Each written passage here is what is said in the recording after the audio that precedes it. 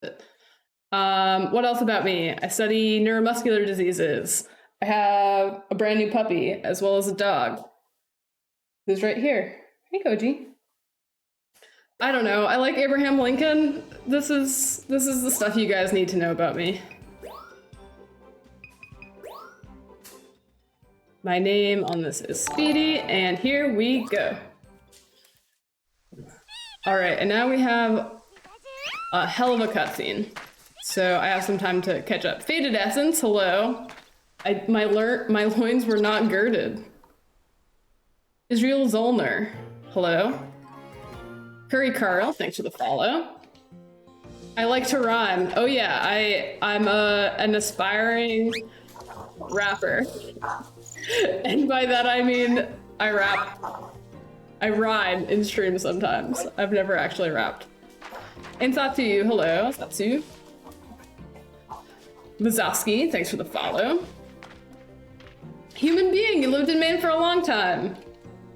I'm glad to hear that. I always feel kinship with fellow Mainers, whether or not they are current or former Mainers. Hey, Allie. Isu Sniper, thanks for the follow.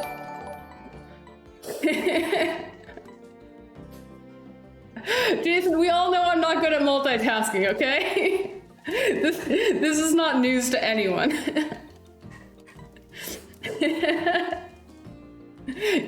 KBZ, thanks for the follow. So Hasselhoff, you asked what's the tune second day in June, and my answer to that is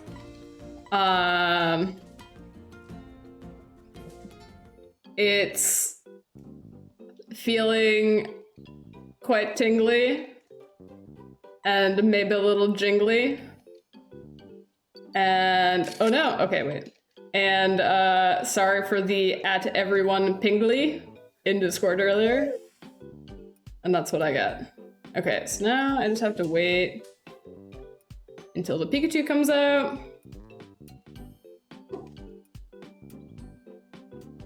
The tutorial is like a really boring part of the run. This run is really interesting in that it's on rails, which obviously affects the speed with which you can complete the run.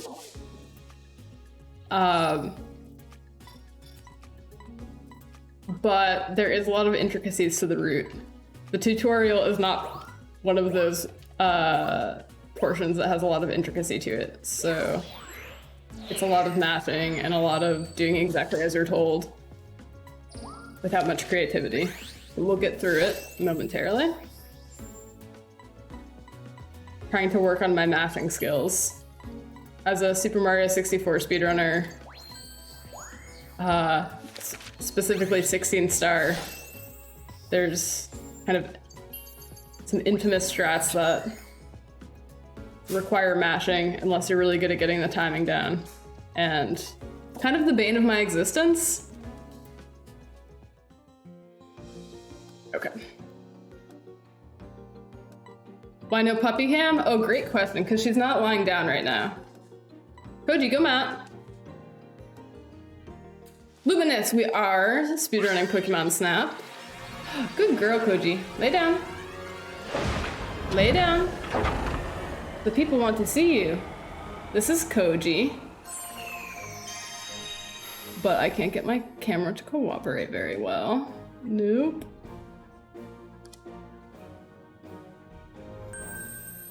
Hat off. Oh boy. Was Abraham Lincoln really a wrestler, or is that just a meme? That's an interesting question. I think he actually was known to wrestle, yeah. When I first read your message, I thought, what is this person talking about? But I read a really great biography of Abraham Lincoln last summer, and it was talking about his childhood days, and yeah, I think it talked about how he would like Razzle. Okay, hold on. I'll get to your topic fish in just a moment, Orton. I'm getting caught up here. South Berwick and Sebago, awesome. Cyanide, thanks for the follow.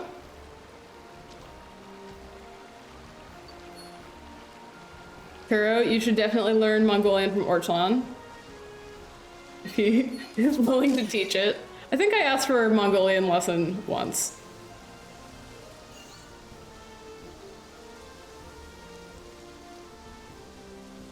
Will, you forgot the camcorder. No. That's so sad. A year ago, I was reading a really insightful look into an assassination attempt on Abraham Lincoln. Not the successful one, a different one. And now I'm about to read a completely wild book written by Tyra Banks called Model Land. So how the times have changed. Okay, Derek Jeter. What do you want me to say about Derek Jeter? Like, I don't have any... I have more respect for Derek Jeter than I do for A-Rod. I mean, I don't really know how much that's saying. My innermost truthful feelings about him? I mean, I respect him as a player and as a person, I guess. I don't know a ton about him. But I try not to think about my enemies.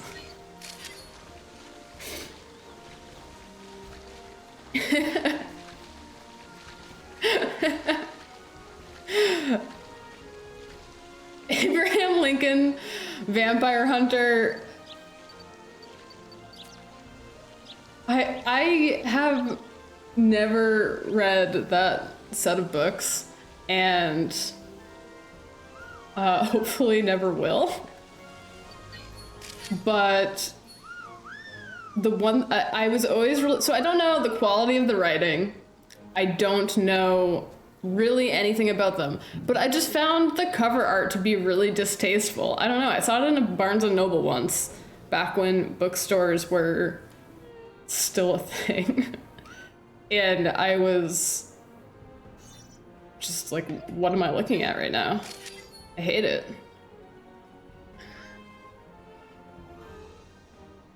Okay, Derek G, yeah, he captain of the Yankees, like, good for him, but also that just makes me dislike him a little more. I guess I like the fact that, like, he exhibited leadership and commitment to his team. So yeah, I have begrudging respect for him, but I could never like him.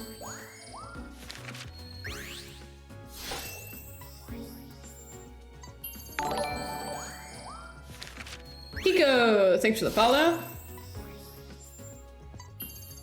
Yeah, I think that's true, Jason. Every account that I have read has said that as well. You would think that because he was so tall, 6'4", yeah, he would have a deep voice, but that apparently was not the case.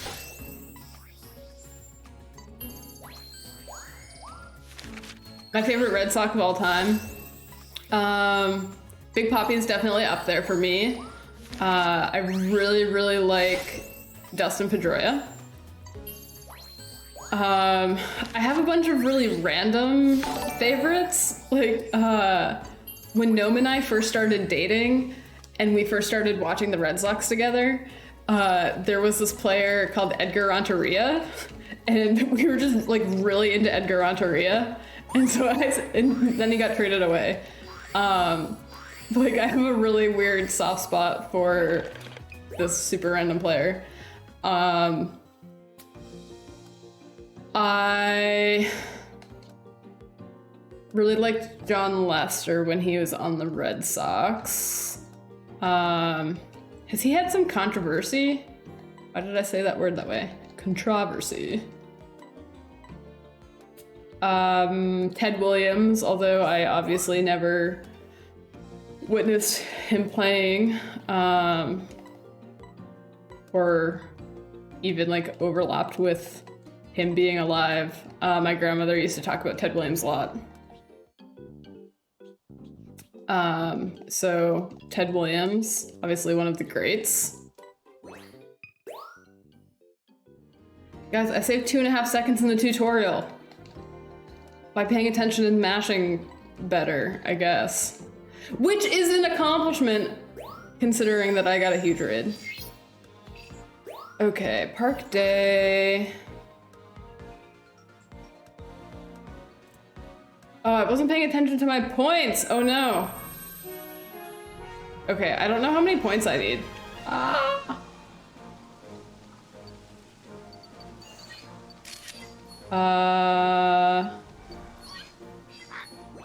All right, we're gonna try this. I think it should hopefully be enough. Shinjo, thanks for following.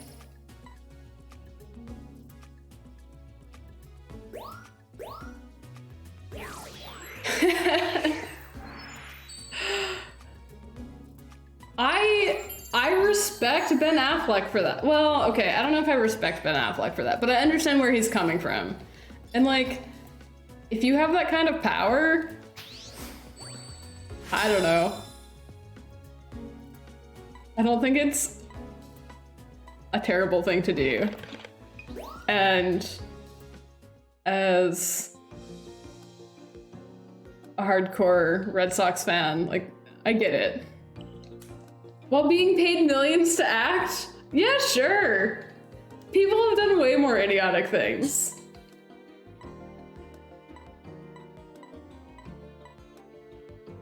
Professional actors have standards. Professionals have standards. We learned this in Meet the Sniper, Team Fortress 2.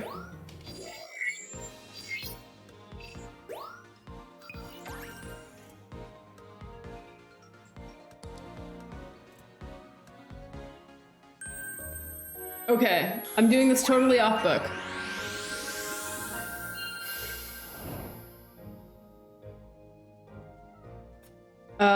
Okay, I need Bidoof first.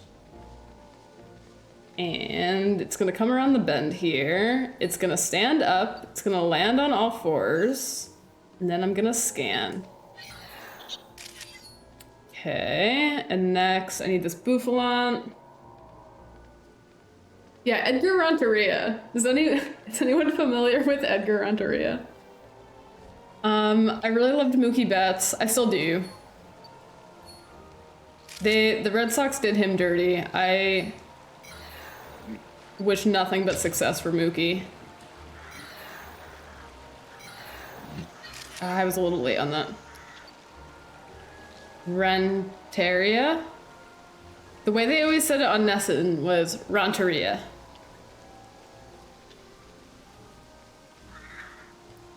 Renteria. Renteria?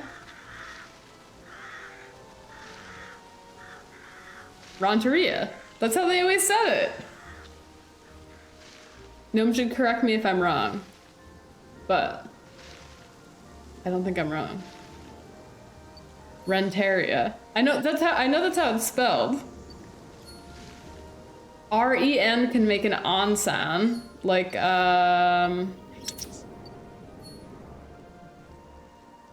there's definitely an example.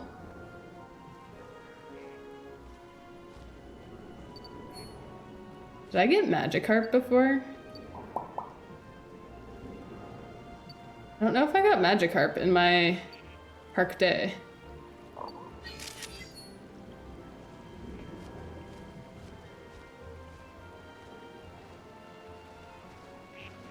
Okay, I need to look across.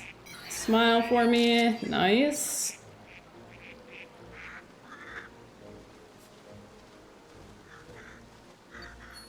How did the other people that he was working with feel about it?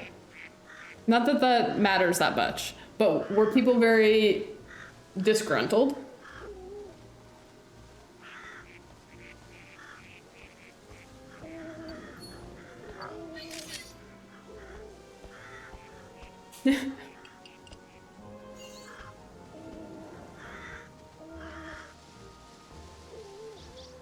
Okay, my honest answer to your question, Orchlon, is yeah, if anyone else had done that for any other reason, I would think that it is childish. But because it was Ben Affleck wearing a Yankees hat, I support it. Is that hypocritical? Absolutely it is. But I think we're all hypocrites from time to time.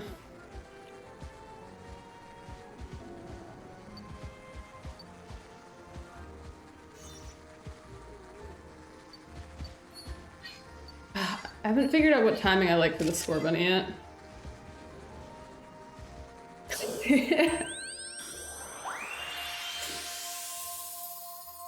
Okay, I have never seen that movie. If you do full frontal nudity for a movie, I feel like you get a pass on not wearing a hat.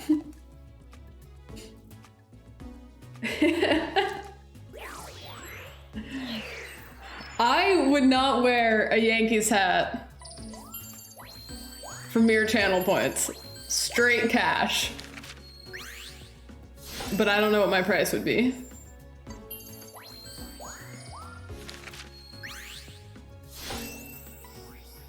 This means I would have to okay, first of all, I would have to purchase a Yankees hat.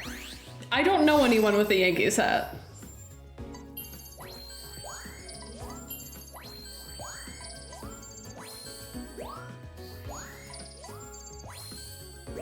There is a charity stream coming up, that is true.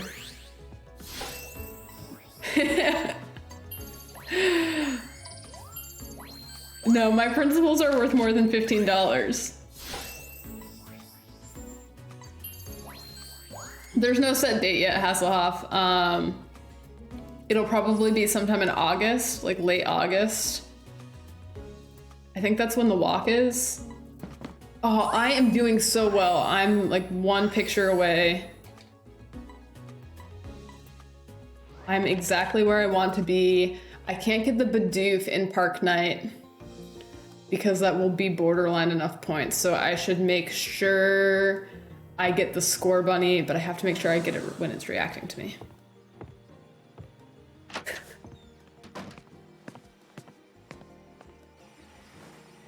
Yeah, the date of the ALS walk has been announced, and I think it's usually like the third weekend in August. And depends what I've got going on. My summer is looking busier and busier. But yeah, I'd like to do it before the walk if possible, but if not, then it'll be, yeah, late August.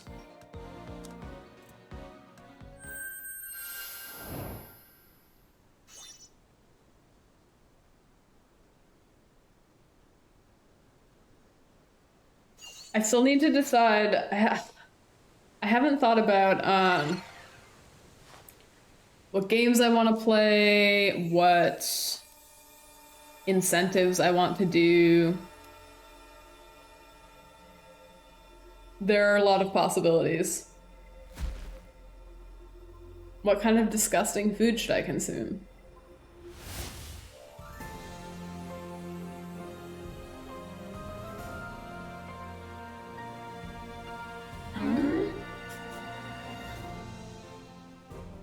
Yes, they agreed that they're universally disliked, and they completely understand.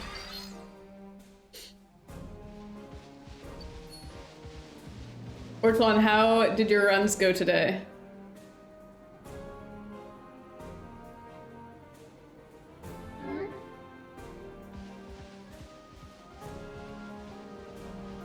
All right, sniff it, sniff it.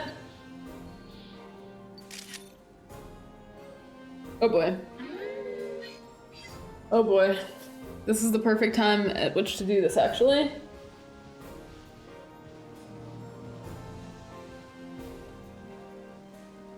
Oh wait, no.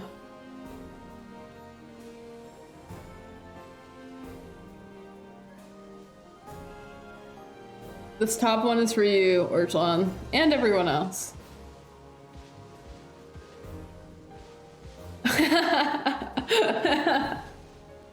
You know what, that's fair.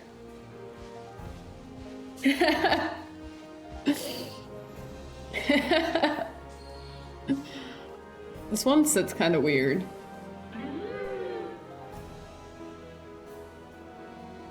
I did just exclaim, sniff it, sniff it. That is correct. I won't try to hide that.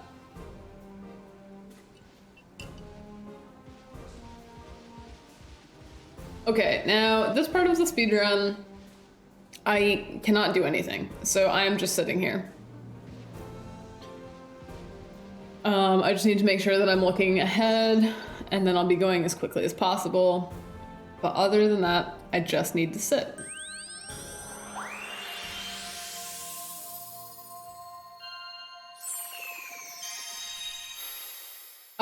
So yesterday, for anyone who wasn't here yesterday, we went like a deep dive into bed linens, and that conversation was actually incredibly relevant today because so Noam and I purchased a new bed that's getting delivered tomorrow. So we were preparing the bedroom for the furniture people to deposit the bed. And we're upgrading from a full-size bed to a queen-size bed. This is probably the most boring conversation topic, but I realized that we've been planning on getting this bed and planning on getting this bed, but we don't have any queen-size sheets. So Noam said, we'll just have to forego the fitted sheet. And I thought that you guys would like to know that. It became weirdly relevant, Messiah. What can I say? Hey, Drunkle. It's going well. No, we didn't get one of the blow-up beds. We've done that before with a futon mattress, and yeah, it like expands. But this one is just getting delivered from a furniture store.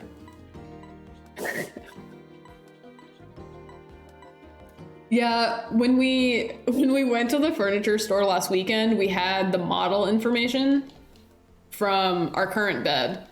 And we were like, we just want whatever is the most similar to this in the present day. We realize it's been like 5 years, so there's new models and stuff. We just want whatever's most similar to this, but in queen size. And the guy went and looked it up. He's like, yeah, this is kind of our entry level. It's mostly used for teenagers and children.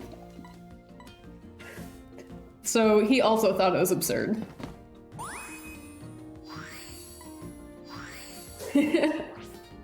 But, okay, to my credit, I bought this bed all by myself. Like, Noam was at work.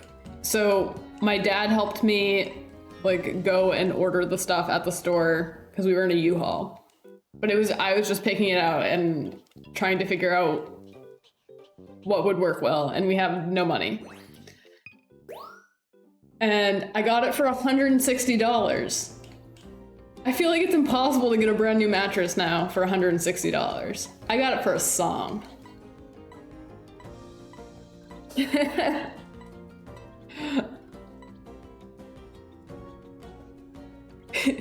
She has an extra long twin.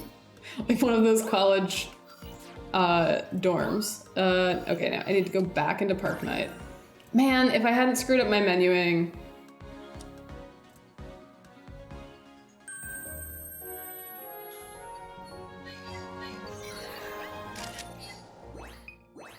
It didn't have any holes.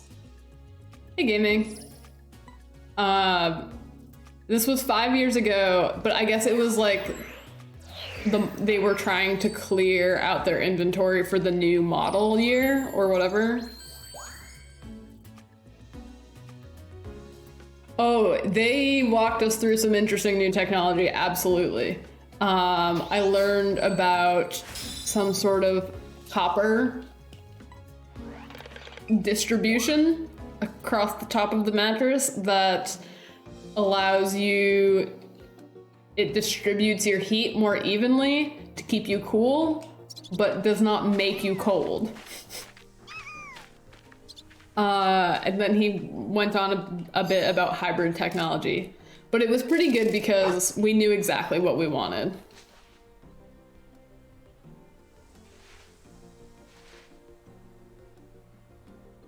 It's Todd, you guys. Oh my god.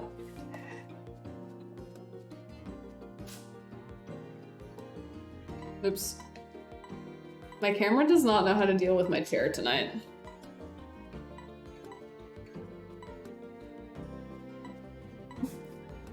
I think a full size, I don't know, I've never felt super cramped in my full size. But I don't know. I'm pretty short and Noma's like average height. Definitely if you're taller. And if you like to sprawl, when I sleep, I like cocoon into myself. Yeah, and we're pretty small people in general.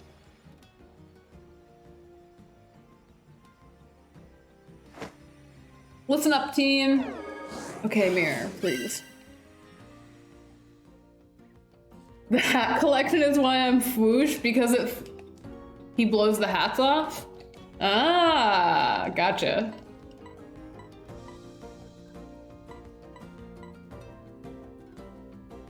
Okay, yeah, this is an important question. I asked this in Discord, but I'm gonna ask it again now because I think it will make for a good discussion. And I have a legitimate reason for asking. Holy moly. 3 minutes? Seriously? Okay, what Mario character am I? From any Mario game, any character. The reason I'm asking is I'm God. Oh, I'm Glad. The reason I'm asking is because we have a new student starting next week. And one of my coworkers messaged me and was like, hey, you should do an art stream sometime where you design Mario characters for everyone in the lab, and then we can make one for our summer student too. And so she wants to be Boo because she likes spooky stuff. Oops. And she was saying our boss should be Bowser. And I don't know what I should be or who I should be.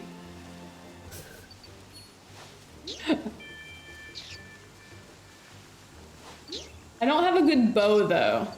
Birdo wears bows. So the aesthetic of Birdo isn't quite right.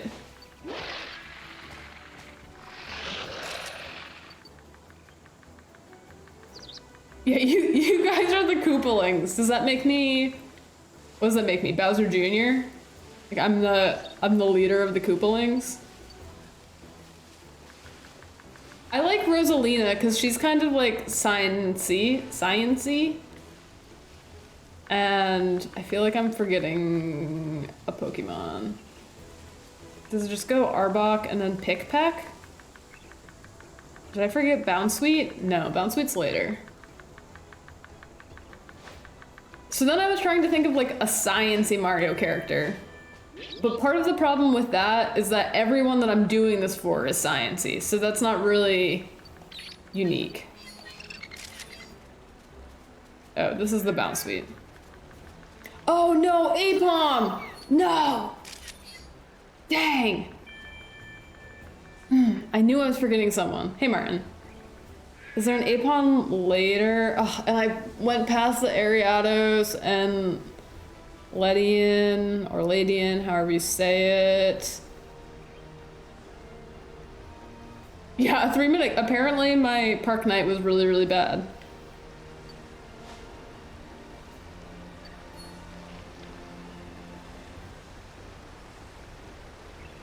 Ooh, Dr. Mario, I like that. Okay, come here, darling.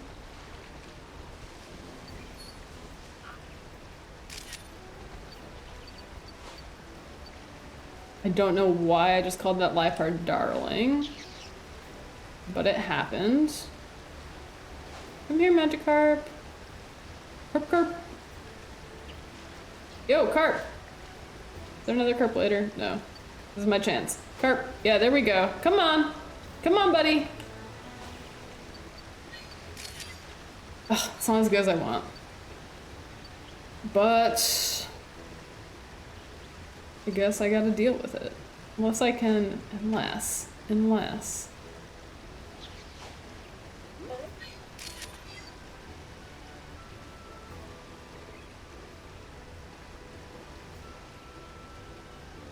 Not enough children.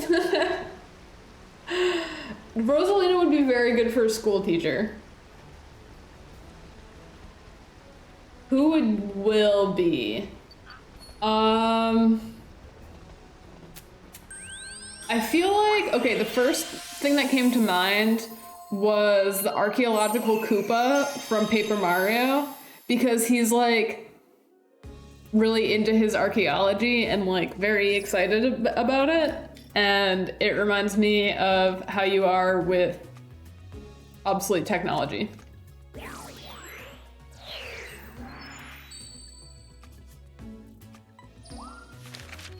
Okay, I need to pay attention to how many points I need. Oh.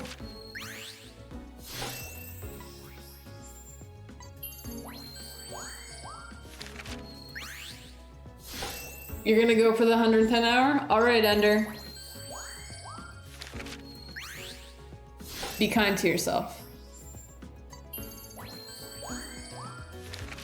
But yeah, just like if you feel like it is just not the right time for you to be doing it, there's no shame in not following it through all the way to the end. It's a pretty cute picture of Magikarp, but the size is gonna hurt me.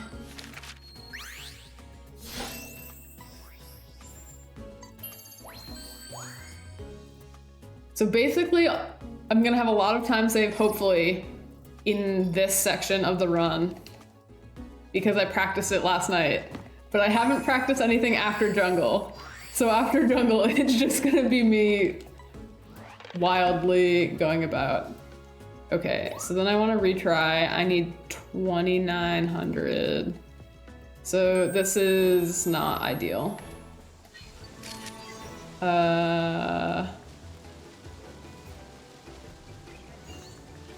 I'm forgetting everything I learned. I need a Metapod. Ooh, Apom, easy peasy. How many points did I need? I'm forgetting everything.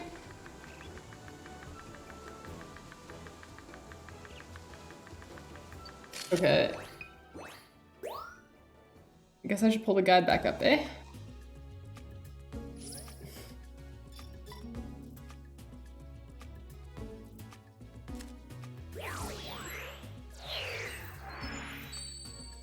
So this is day, so I should have had everything I needed. Missing that Apom. I should have just got the Apom. Now I don't have... Ugh. It's fine, it's fine. Not ideal, but fine, I think. OMG, it's Todd. Thanks for following.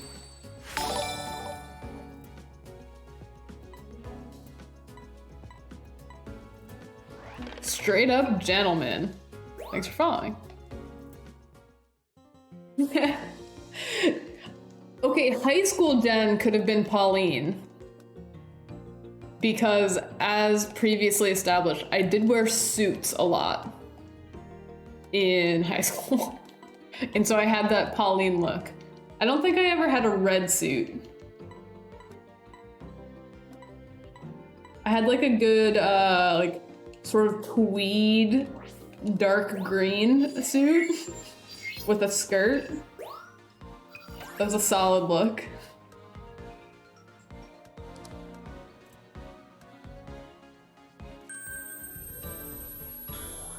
Izzy, thanks for the lurk.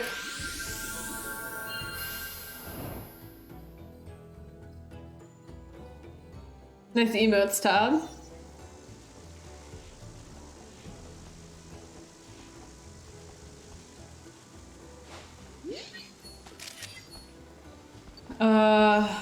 Up and okay, so after I go under this branch, I get Arbok, and then I need to do a hard left.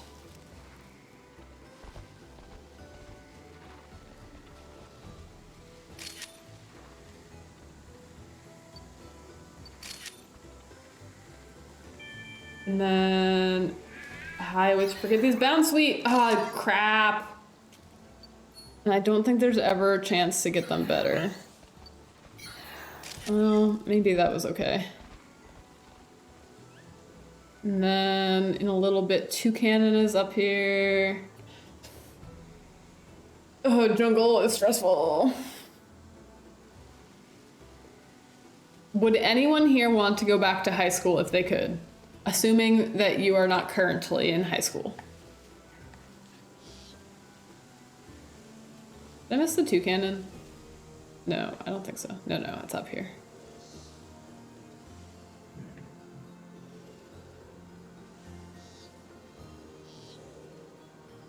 Koji's being really cute, but she's off camera.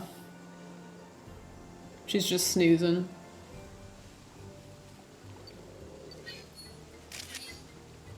For how long? A year.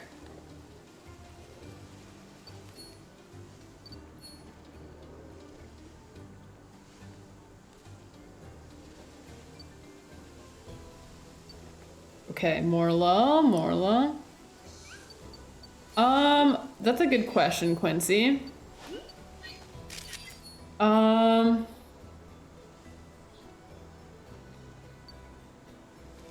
You are, let's say you do like a Freaky Friday with a high schooler from today.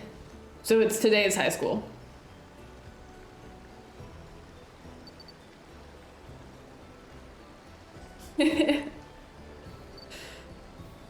You know what, Will? I think I would be willing to do that. I think we need to make a which Mario character are you questionnaire, and that's one of the questions. It's like one of those really terrible BuzzFeed articles where it's very obvious what character you're answering for. Like we were talking about one of the SpongeBob character BuzzFeed quizzes.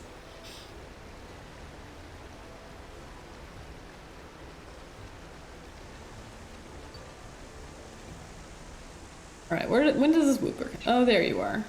I was too early for you, Wooper.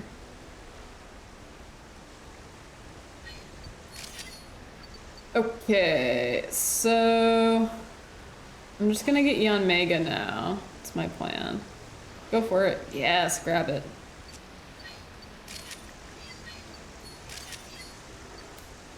And then I can get this carp. Actually, okay, wait.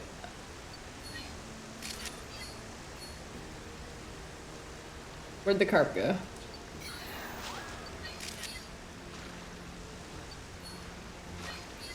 Ah.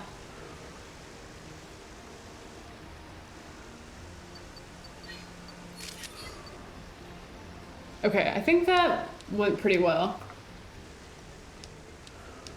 No, you don't get paid. It's not a 21 Jump Street kind of situation where you're doing this as part of a job.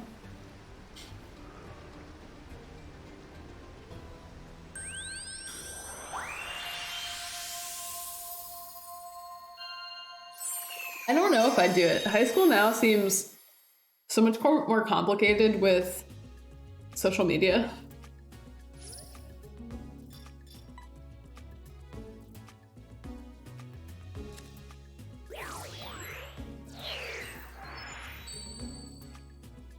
Okay, I'm hoping that the Bounce Suite should still be 2 stars, I think.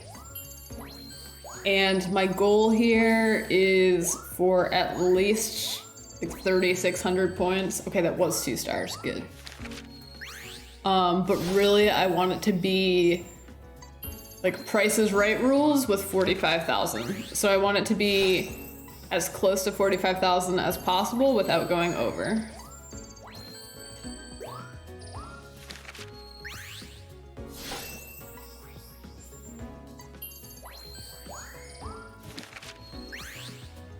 Oh, I forgot that I did. Actually, that might be an amazing. Ooh, that's a pretty good Yanmega because I had the waterfall in the background.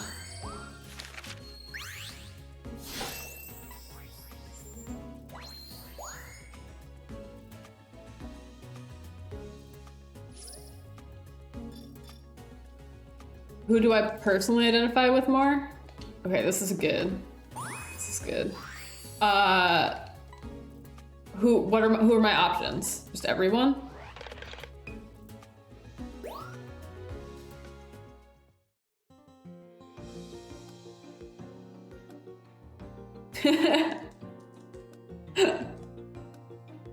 Okay, I should only need the Yanmega when I get back in there.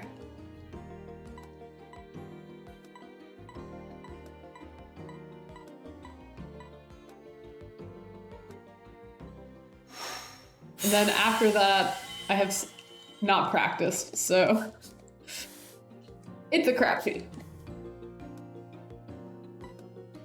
I don't know, I'm trying to think of I don't know, like what are my characteristics?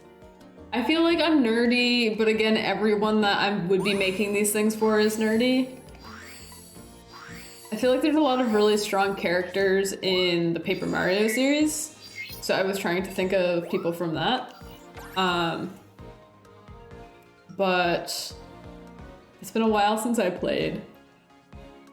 And I guess since I'm supposed to be doing this for like a work thing, I really shouldn't be doing niche characters. It should be more like broad characters. Like, I don't know.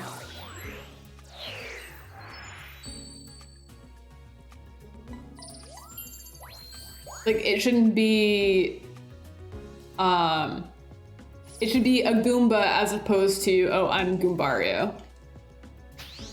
If that makes sense. Whoosh is not niche. Okay. If I did, I'm into Fwoosh. I love it. But if I made like a drawing and a cutout of Fwoosh as my like lab icon, nobody would know what that is. How many people are there? 5 total, including my boss. Oh, I forgot to split with Night 2. My bad. I was wondering how I was losing so much time.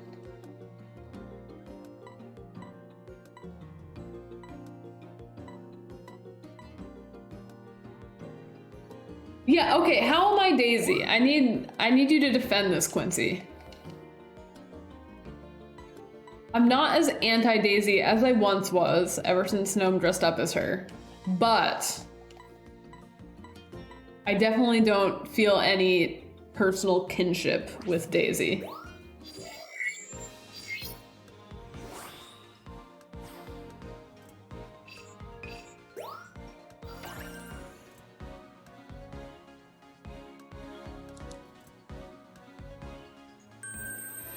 Gaming and grilling? Absolutely.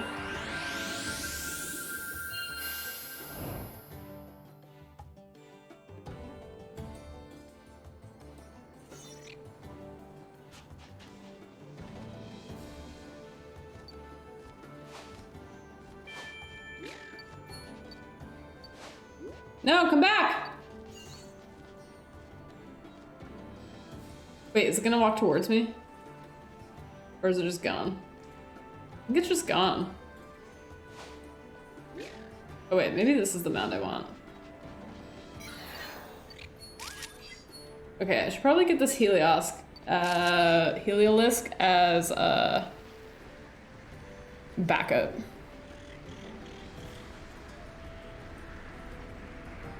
Okay, Mandibuzz, come to me, my friend. Alright, I've got a beat on you. Going left or right?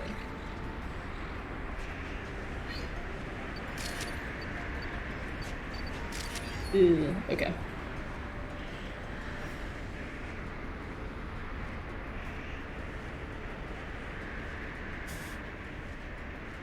Daisy is a more butch Peach, but I don't think I'm very much like Peach either.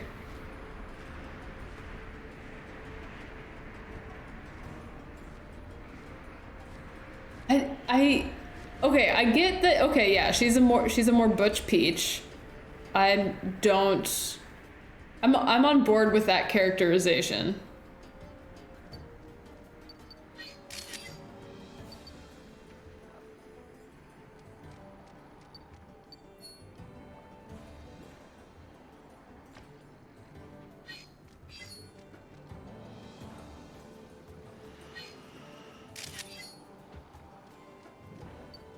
Sasuke! Heyo, heyo, how you doing?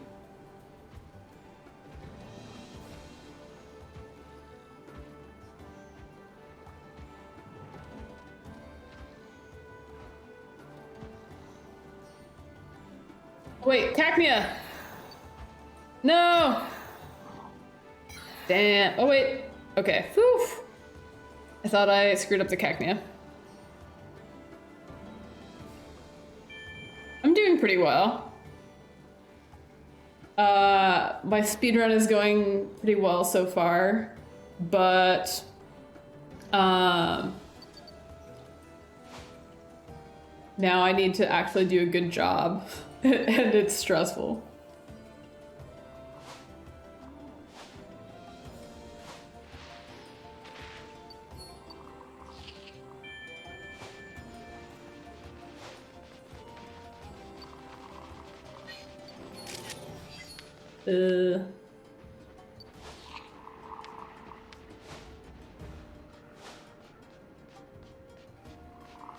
Have I missed it each time? Ah, dang it. That was terrible. And that's a terrible pavilion. Wait, pavilion, come back. I'm chasing you down. Come here. Okay, I'm losing so much time right now. This game is super fun. There is a lot of, like, there's a lot to do in it. There's so much to explore. It has a lot of content. I think you can definitely get your money's worth if you play it a lot.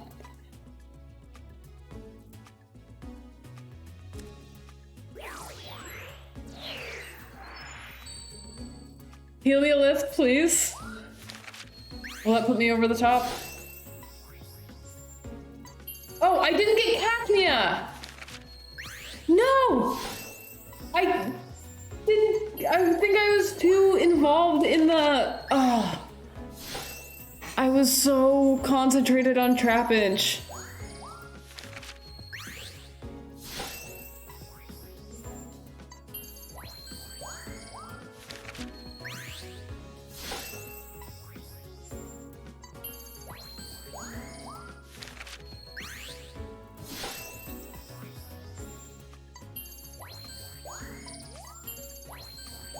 Oh, that was a terrible pincer. Ugh. Ugh. Pain.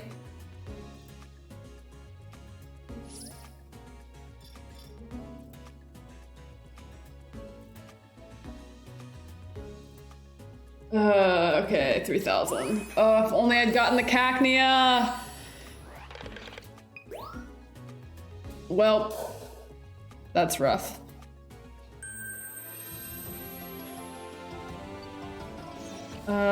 Gosh, I don't even know what to go for.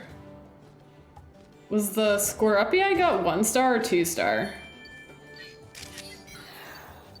Can try to do... Ah! I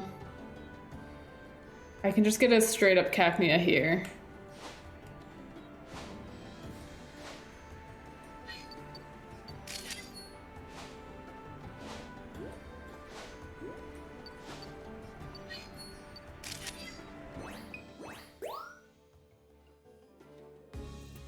Butch, Butch, Butch, Butch. I had a bus driver named Butch.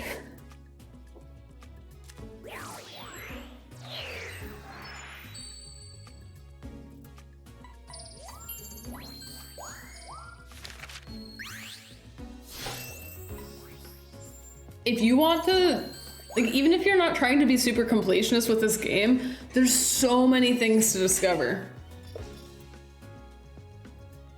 Yes, so like I love the original Pokemon Snap, but this game has infinitely more replayability value.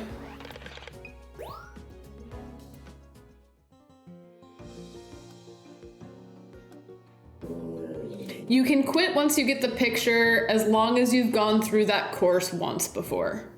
If it's the first time that you've gone into a certain course and either day or night, you have to go through the whole thing. That's true. Mirror is not terrible, but he's no Oak. And the voice lines are just way worse.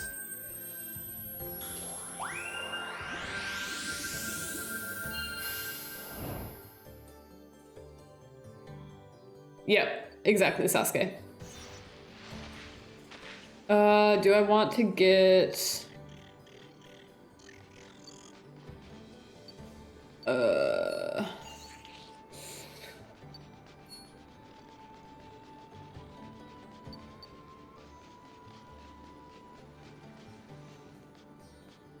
Okay, I think like right around here.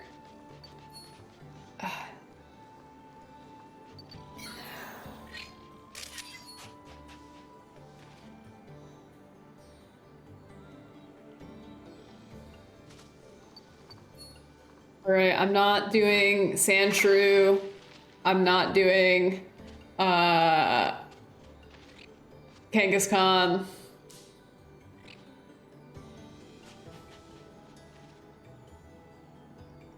Queen Silverfang, hello.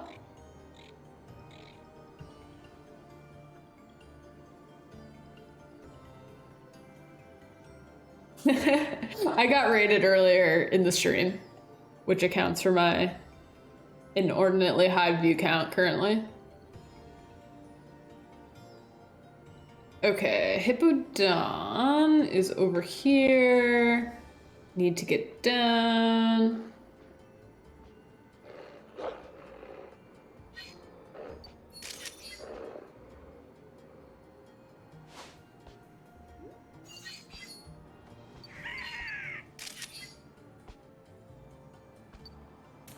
I don't know if that's the Lycanroc I want. I don't think it is.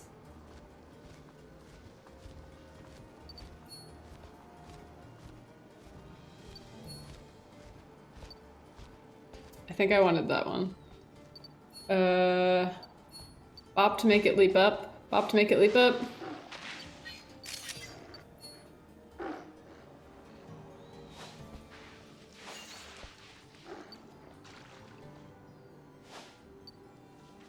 Magikarp, I really want you to come jump at me, please. Please, oh please. Oh wait, I see you. Oh, the positioning for this Magikarp is so annoying. Ah, okay, I'll get Kangaskhan instead. That Lycanroc is gone, oh well.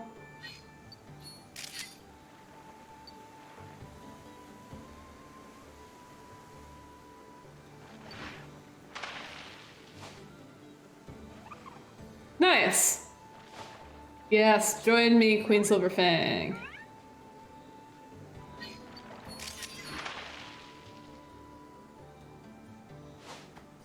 Ooh, the islands are really cool. Ah, okay, maybe I'll get a safety Onyx.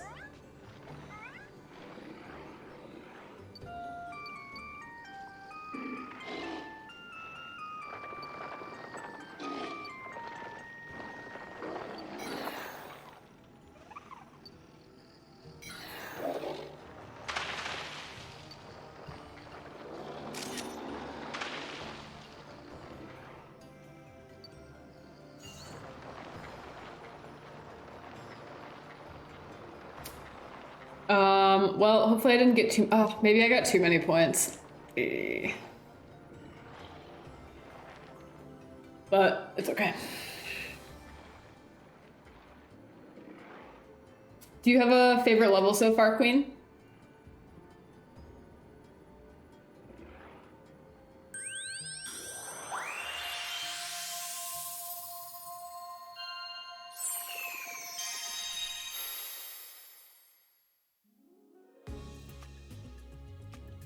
I really like the volcano too.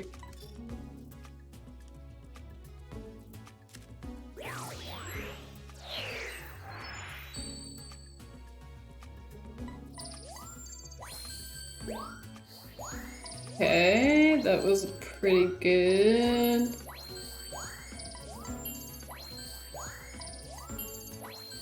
The snails have been super fast today, Turo. Look at this, I'm 3 minutes ahead.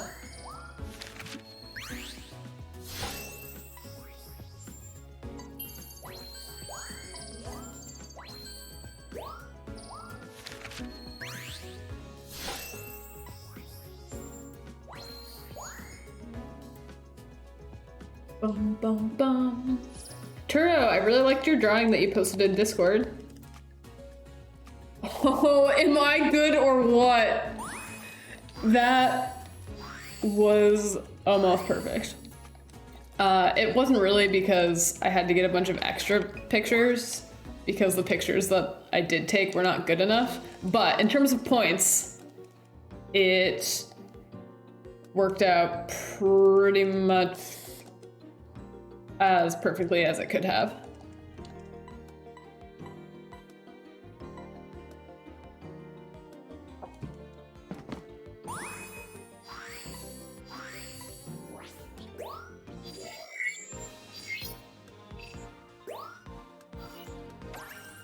Okay, so I just need to scan, no, not scan. I just need to snap score uppy ASAP.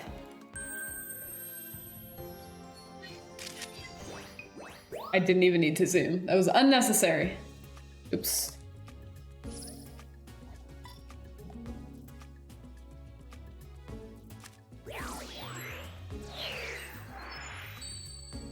I'm pretty sure the score uppy I got before, yeah, was 1 star. Okay, I mean, was 2 stars. Good. Good, good.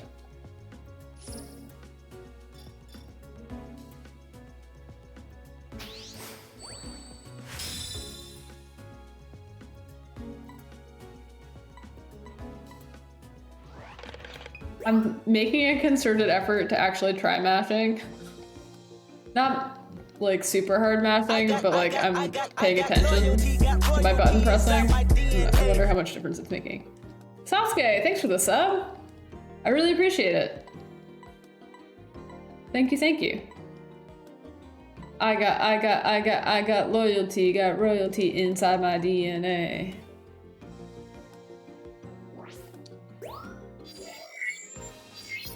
Wonder when Kendrick Lamar is gonna release new music.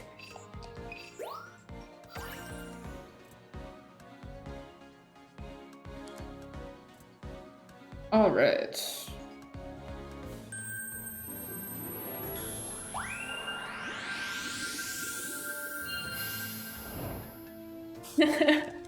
I think if you are just subscribing yourself, like for yourself, you can't have it be anonymous, I don't think. But if you're gifting, it can be anonymous. But I appreciate it nonetheless. Sorry that your anonymity was ruined.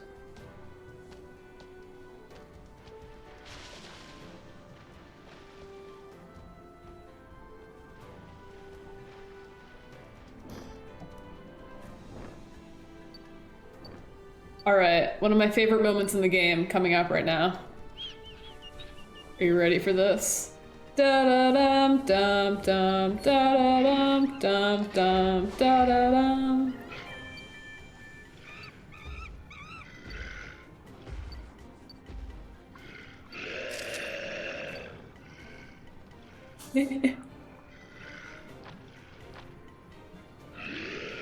Ooh, he's boosting me.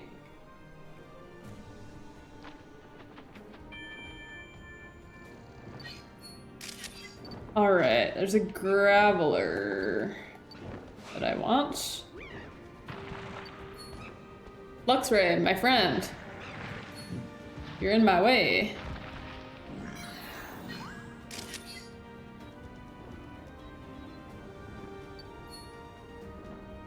Sasuke did. Oops. No! Come back to me! Archaeops! Dang.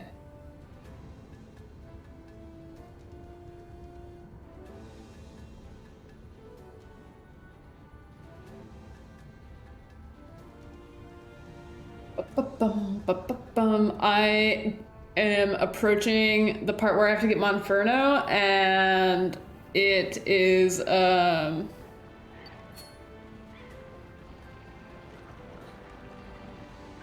I feel like I never time it correctly, and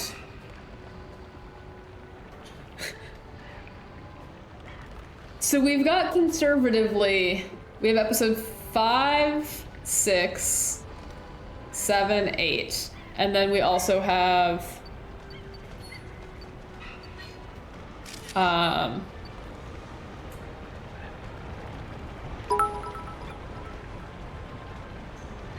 Jen, that guide is awesome. Oh wait, I think I was supposed to order this.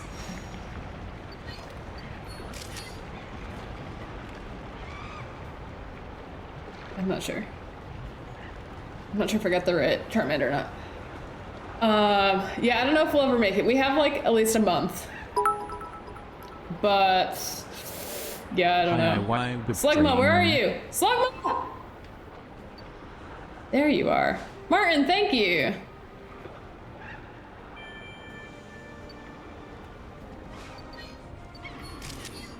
Hasselhoff, thanks for the 100 bits. Martin, thanks for the 100 bits as well. Hype, hype, hype! Ooh, does Twitch offer Pride emotes this year? I really liked their Pride emotes in past years.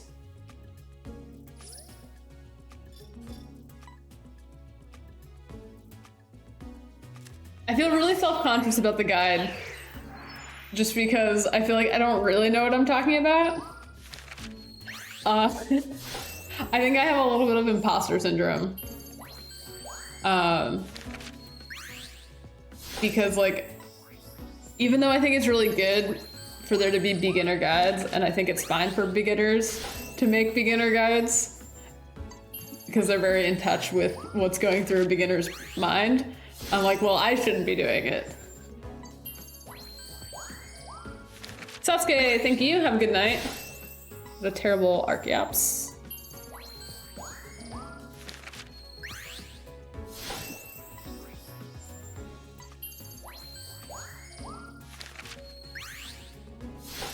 Hasselhoff, I included the Meganium Butt song in my guide. I know you're a fan of that song. It was really good. I'm pretty sure you were the one that clipped it, and that was really helpful because then I didn't have to scour through my previous VODs.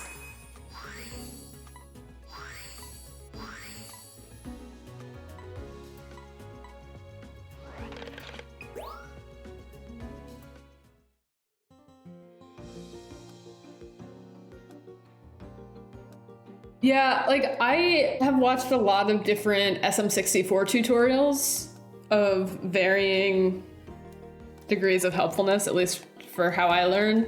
And sometimes top level runners just like, they're so out. It's been so long since they've been a beginner, which obviously isn't the case with this game because it's new.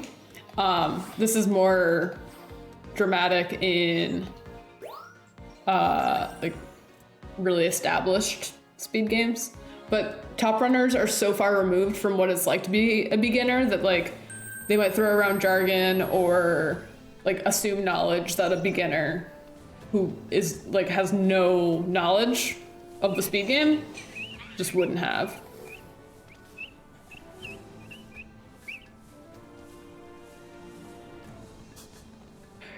Jason, yes, let's collab. Okay, we need to start brainstorming.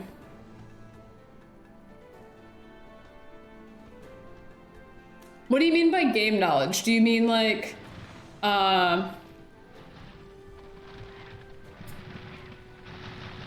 do you mean like information about the game that extends beyond speedrunning? That's the perfect 1-2 punch, Martin. Yes.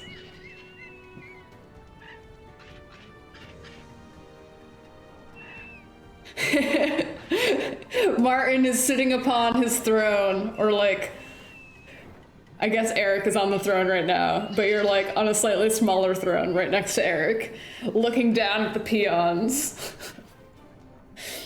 How much? It's one banana, Michael. How much could it cost? $10?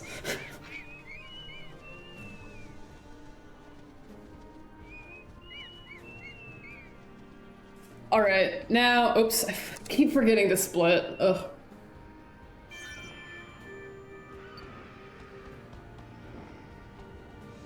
Oh, you mean in terms of like movement mechanics and stuff, Packer? Yeah, people will talk to me about like, I'll hear them talking about like, I don't even know what's a good example. Okay, here's an example which isn't really going to what you're talking about, but is going to what I'm talking about. One of the first speedrun videos I watched, or SM64 guides that I watched, I don't remember whose it was, but they said something about like going neutral. I had never done speedrunning before. I had never watched SM64 speedrunning before. I didn't know what going neutral meant. And then there's like no resource for you to say, okay, in SM64 speedrunning, what does going neutral mean?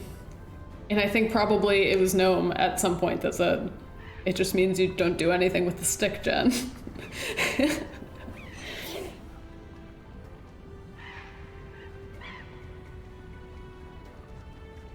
Yeah, yeah. Yeah, I think that I think and I hope that that will be helpful to people.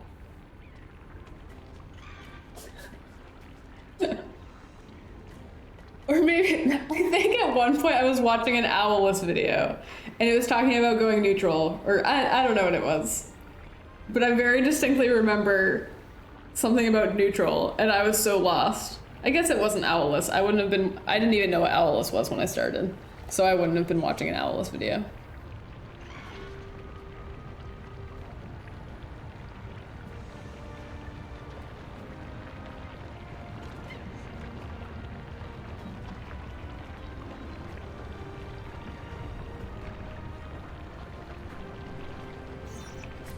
So are you doing like what end of it are you doing, Jason? Are you doing like the video production end of it as opposed to the editing end?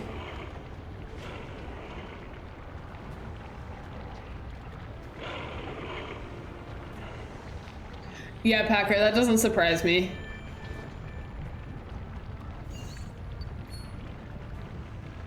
And it's nothing against Cheese or Simply, but it's just a disconnect.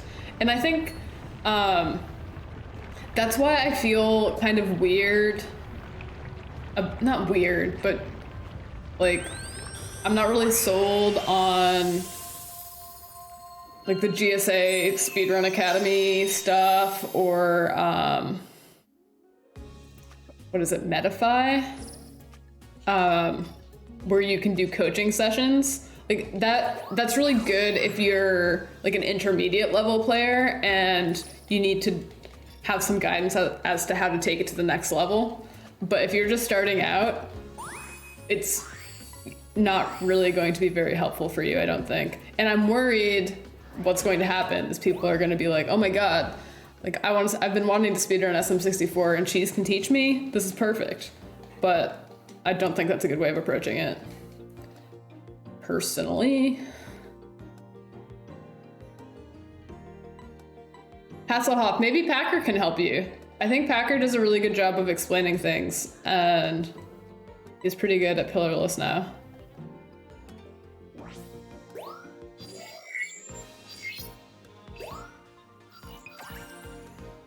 Martin, I love that idea because then like as I'm figuring out stuff at the beginner level and making the videos, like that's solidifying that for me. And then once I'm ready to take it to the next level, you'll be like, here's my intermediate level. video, and that will work out really well.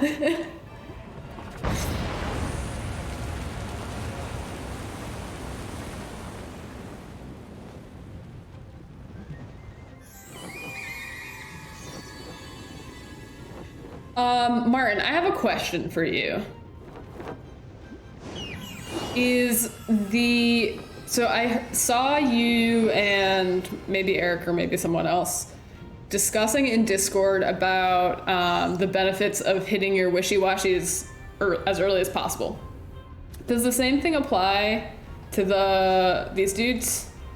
Like, if you are able to hit them sooner and get your shot, does it expedite things at all? Or are you just locked into however long it takes?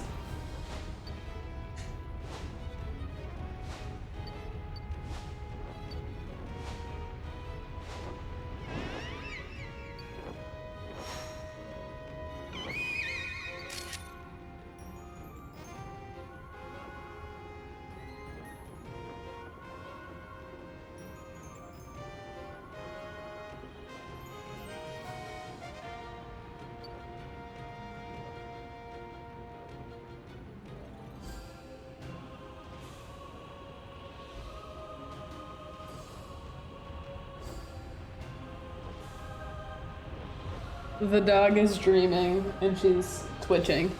This is how immensely energetic Koji is. She played throughout the day with Bernie while Gnome was working from home. So then I get home, I do some work from home, and then and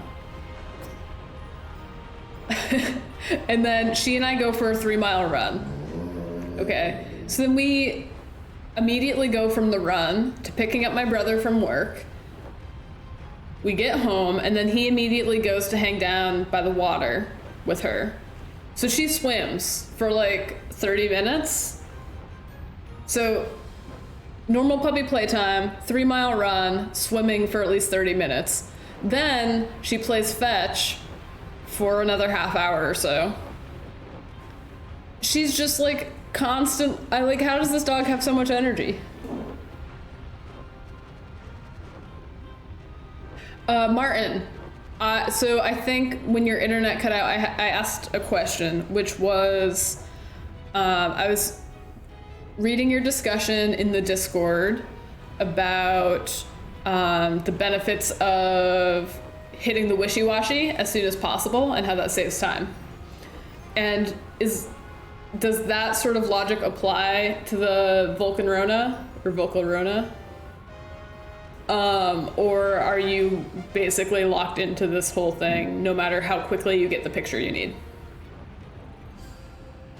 Gregarious, it is a Red Sox shirt. Red Sox shirt. How are you doing, Gregarious? Are you a Red Sox fan as well? Red Sox. Let's just pretend I'm doing it in like a Sean Connery voice, and not that I'm misspeaking.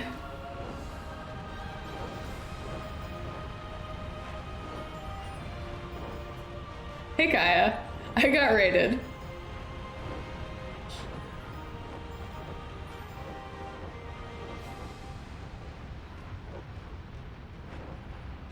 $160 people watching me stare at this wall. It's kind of beautiful. Okay, beach next. I'm afraid. I'm very afraid. I don't really think I will have much time save right now for the rest of my run because I haven't practiced the rest of the run. I'm just hoping that I don't royally screw anything up and lose 1,000,000 hours. Steelix, I'm looking at you.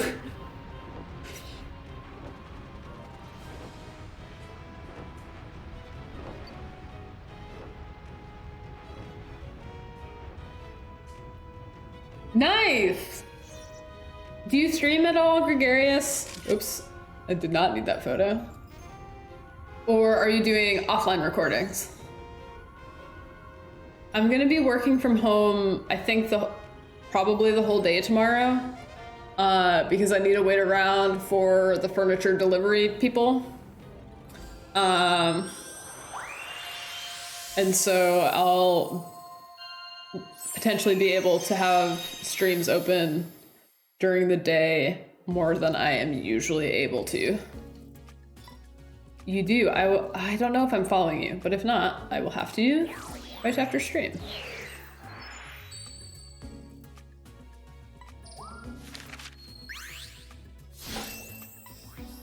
Ooh, indie platformers. What's on your docket?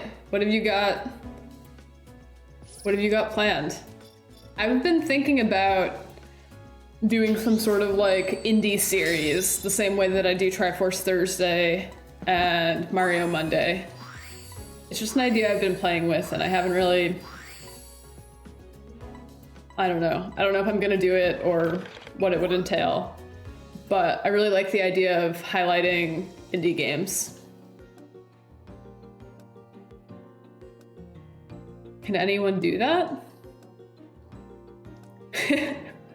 Only mods can do that, but it can be done for anyone, if that's what you mean.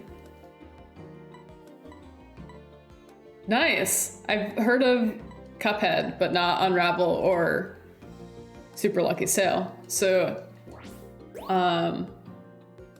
bringing those games to wider audience is very cool. Nice try, Jason. Shout out, shout out, shout out.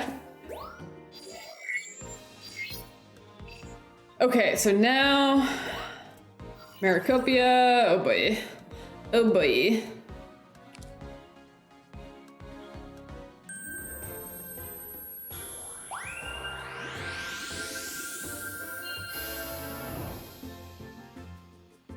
Oh boy, I'm probably still not going to be able to get that stupid, what's it? Finian. Finian or, I always get the two fish confused. So I think I'll get safety photos here. I need to really study the video Martin posted of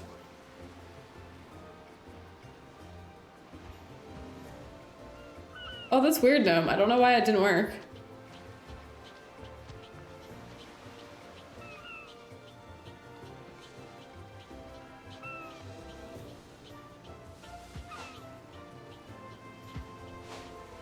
Yeah, Evan, it takes time, and like I've been streaming for like 4 years or something, and I only have this many viewers right now because of the big raid. Noam and I have been talking about this a lot recently, and it's oops,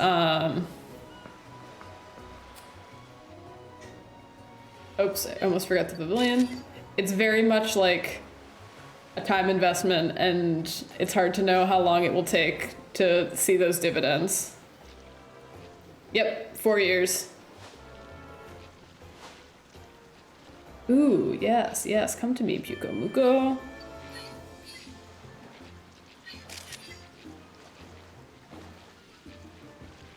Oh no! Ah! No! Oh god! Dang. Okay, I think I should just retry. Ugh, I was so concerned with the Pukamuko. Well, it's fine. This is experience put in my beach guide.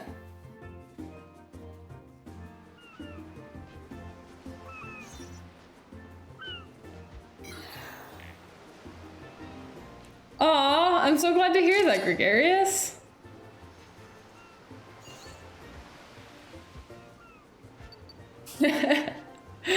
It all depends on the night, Raka. I got a raid from Orchlon, who's doing some Resident Evil Village speedruns.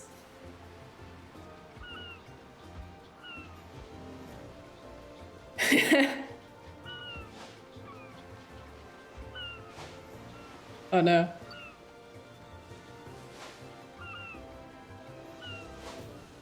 Excuse me, could I just please hit this executor?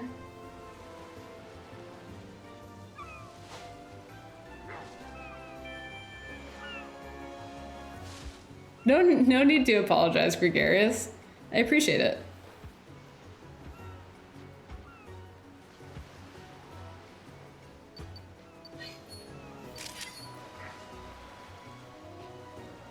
Hey, Lupus.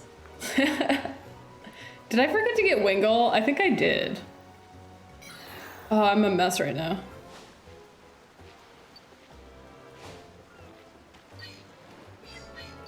Okay, well, at least it'll count for something.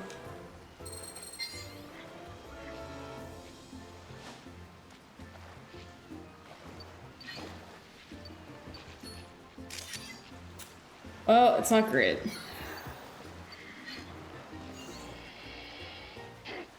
Okay. Machamp. Okay, so the Finian always happens.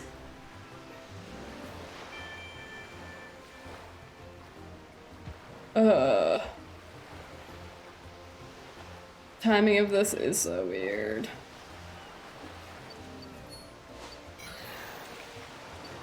Okay, Stunfisk.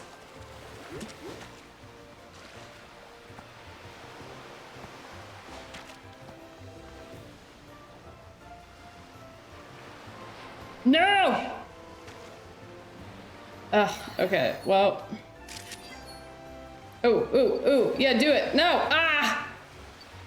God, beach is so hard. This is Muscle Beach. This is basically the Pokemon version of Jersey Shore.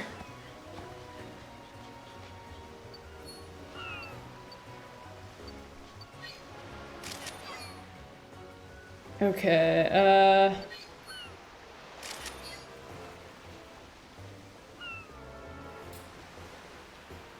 Captain Flip. Wait.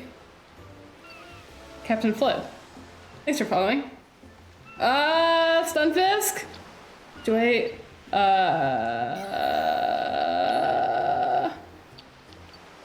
yes. Wait, no, come back, do it again. Ah, okay. It's a horrible beach.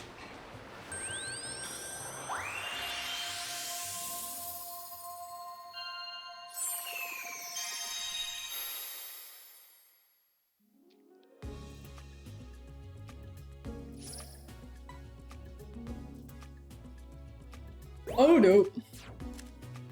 Okay, look towards Octillery and scan to make the Stunfisk appear. To move it closer, throw fruit. Yeah, I think I just wasn't throwing my fruit quickly enough. Or maybe I was throwing too many.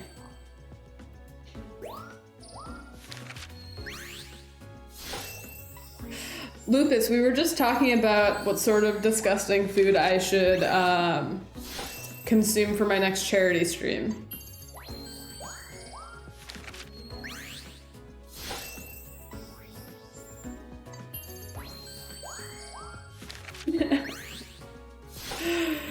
Yeah, Gnome hasn't had to sit through episode 9 yet, which he's very grateful for.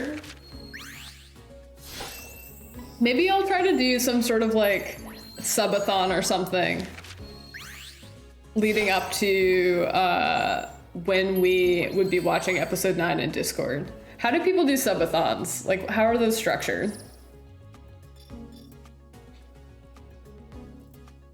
Whew, okay. So I lost like a minute, but it's okay.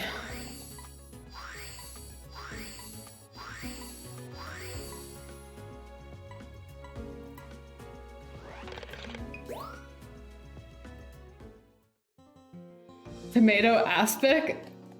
Aspic is like that Jello stuff, right? You want me to eat a cicada, Packer?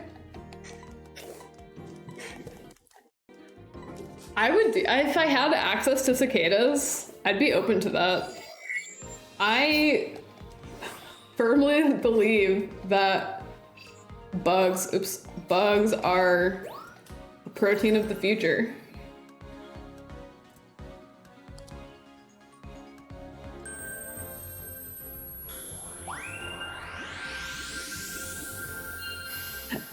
Or a mushy banana. That's more alarming to me than the idea of... Oh wait, I need to... There we go. I don't remember what I was gonna say. Making a jello is a pretty interesting idea. I like that idea a lot. I've been leaning towards a really nasty milkshake.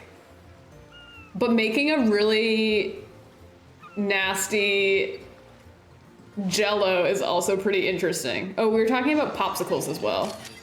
Ooh, I think I should let it get closer. Deo! Deo, thank you so much for the raid. Welcome everyone. Sensei, Kalashnik, Spruce. Hey Spruce. Normandy? Oh no! Welcome everyone. My name is Jen. I am speedrunning new Pokemon Snap. Oh, there's that Wingle. Butch something, hello. Zajoy, thank you for following. Deo and I go back to days long ago when I was playing through my first playthrough ever of Spyro 1, and some people in the Spyro... Oh, I forgot Whale Lord! People in the Spyro community told me, hey, you should check out Deo, he's a cool dude. And life has never been the same. Total Ghost, thanks for following. Inamori, thanks for following. Caleb, the speedrunner. Low Normandy, thank you for following. Yeah, so I someday want to speedrun Spyro. I'm not there yet. Right now, I'm focusing a lot of my efforts on learning new Pokemon Snap, as you can see, because it's a new game, and I wanted to get in on the ground level of a new speedrun, because I speedrun Super Mario 64 primarily, and I love that game, but it's like a very well-established speed game. Oops. So I wanted something very new. Yopo Yo, thanks for the follow. Zelthax, Total Ghost, Namori. Some other things you might want to know about me. My name is Jen, and I am a geneticist, hence my username. What else about me? I think I'll get this Marini as safety. I live in Maine. I study neuromuscular disorders like ALS. I think today is Lou Gehrig's day. Is anyone like in MLB, I think? Captain Data, thanks for the follow. Did I miss anything? I don't think I did. So I need 35,000 points. Chris is inane. I love your name. Mizo Mizo, hey. I know you.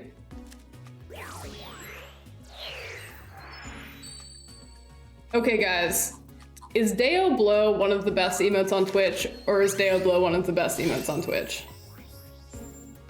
Oh, I missed a hat off, thank you.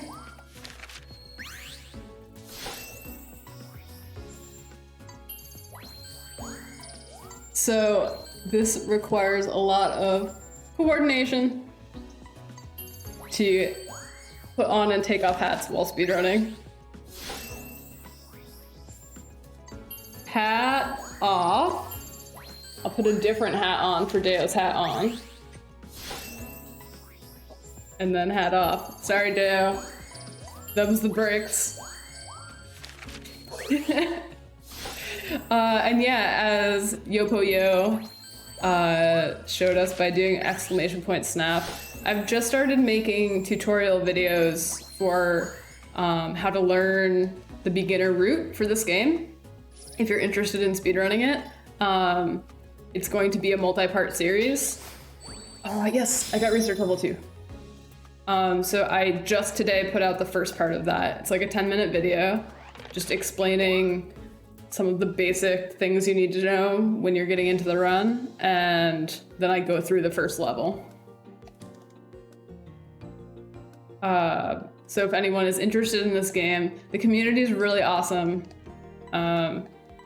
Because the game is so new, like every day there's a constant update to the route.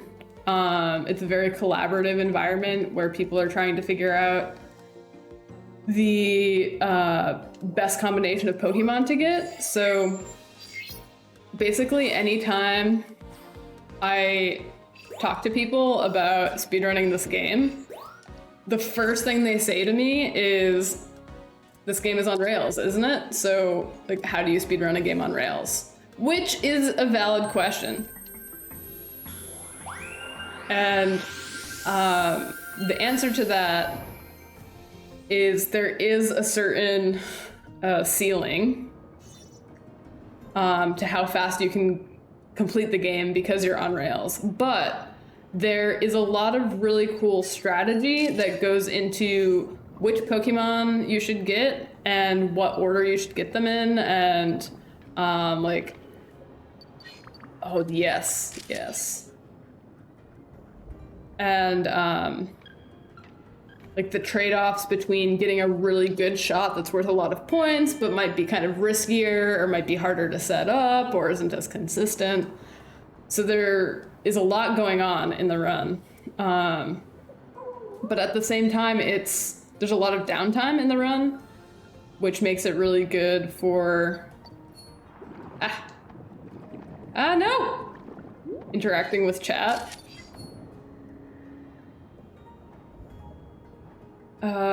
I think I wanted to bop it.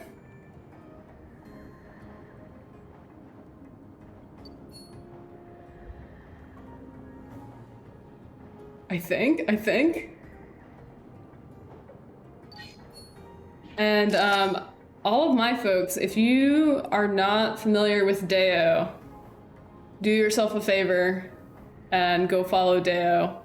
Deo is top dog in Spyro speedrunning, and his streams are some of the most entertaining I have ever watched. And he's just a really nice and cool dude. Oh, that was a crappy picture.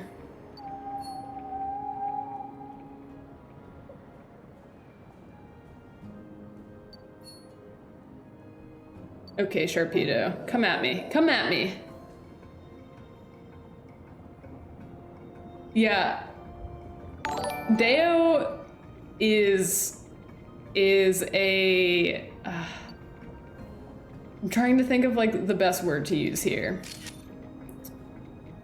I feel like Deo is like a musician when it comes to Spyro, which sounds really like hokey and kind of lame. But I stand by it, like, he moves the purple dragon like no one else. I don't know, it's like lame to say. I don't know, it just feels weird to compare someone to a musician. I don't know, I feel like it's just weird.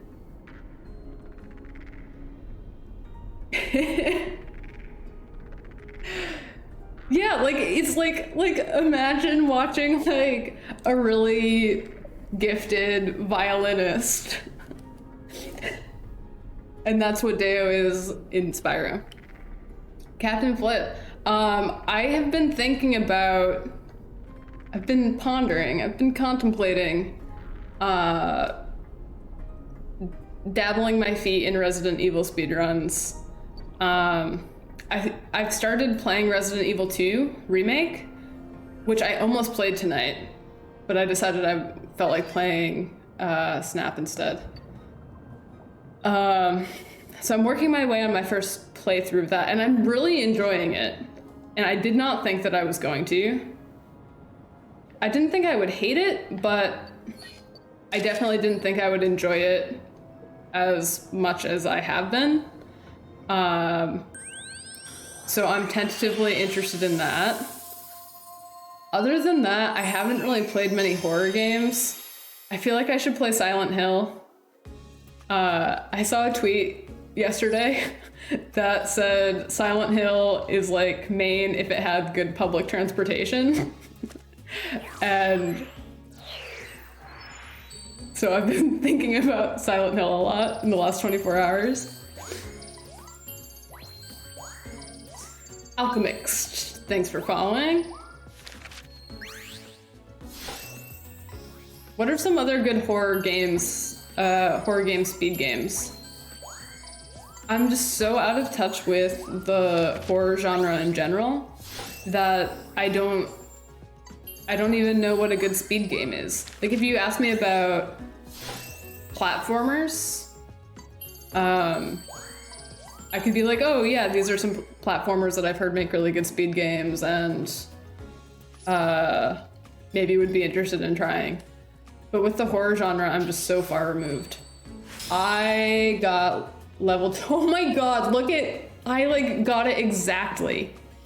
So if I did not get research level 2 there, I would have had to re-enter the course at research level 1 and get enough pictures to put me over the top, points-wise, and that wastes a ton of time. And I think I got like exactly, or very, very near exactly the number of points I needed, which is scary, but good. Okay, so now we go back in here. I know, I'm perfectly efficient.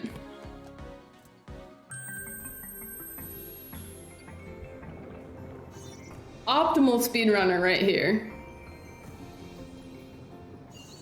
And now this is part of the like chill portion of the game that I was talking about, where there's an interaction I need to do to unlock a new level.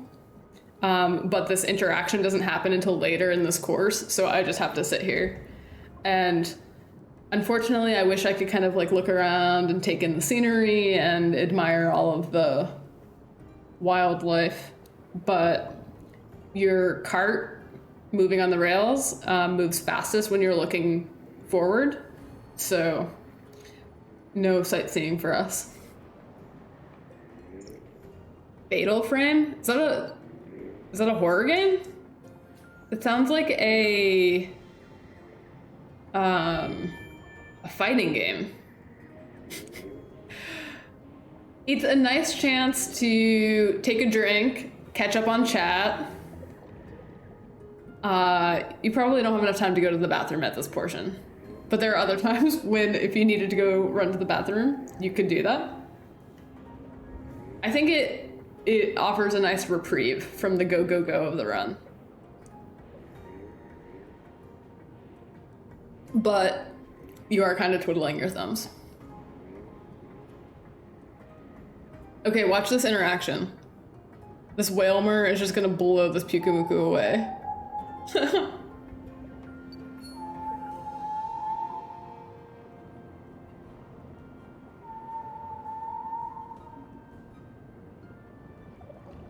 Okay, so basically there are gonna be two like crayfish Pokemon that are fighting each other here, and I'm gonna supercharge one of them and try to make it win the battle. And then once it wins the battle, I can exit the course, and that like unlocks a hidden mechanism in the game to let me access a new area.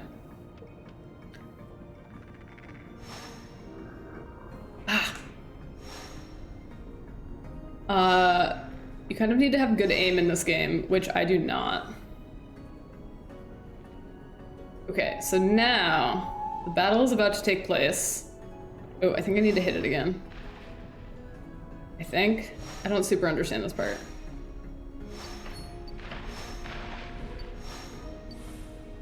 Okay. Do your supercharged shot, buddy. Do it. Alright, so I think he just like totally owned this other one. Yeah, now he's retreating. So now, at this point, I think I can quit research. Did it return to its neutral pose? Oh, now I'm concerned. I think it did. Oh, sorry, Raka. Yeah, so Raka asked me to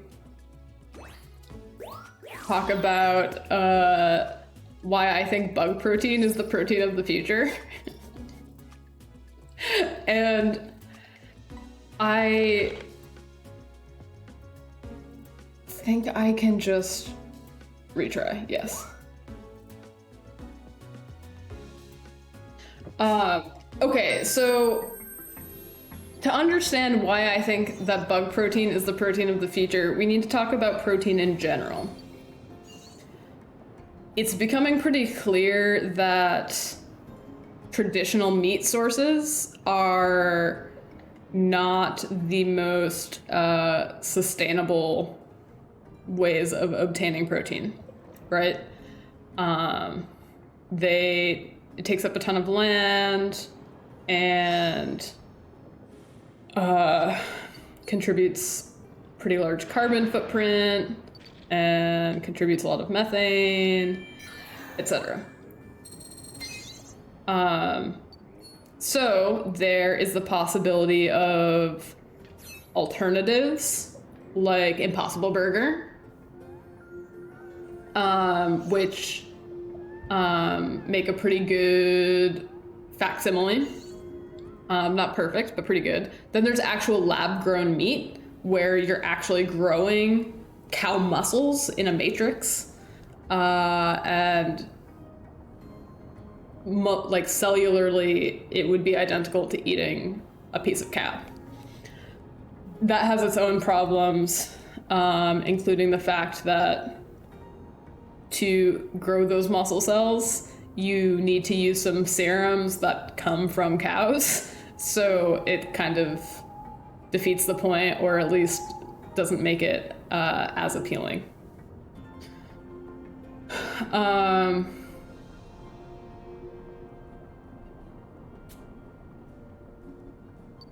So that brings us to bug protein. If you want an animal-sourced protein that is very sustainable, like crickets and grubs and probably cicadas, which is what got us on this topic, are, in my mind, a pretty appealing protein source because you can raise a lot of them in a very small space. I think the way that like you would prepare the protein is by freezing them, which kills them in a humane way, and then you grind it up.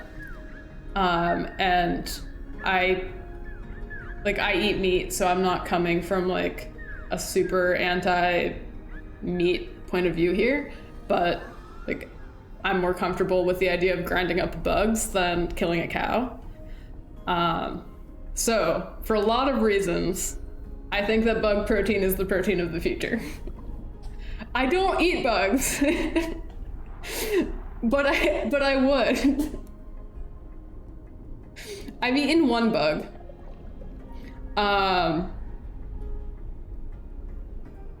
I was had a Banana Republic, I think, on a school trip in college, and my friend was like, look, they have grasshoppers.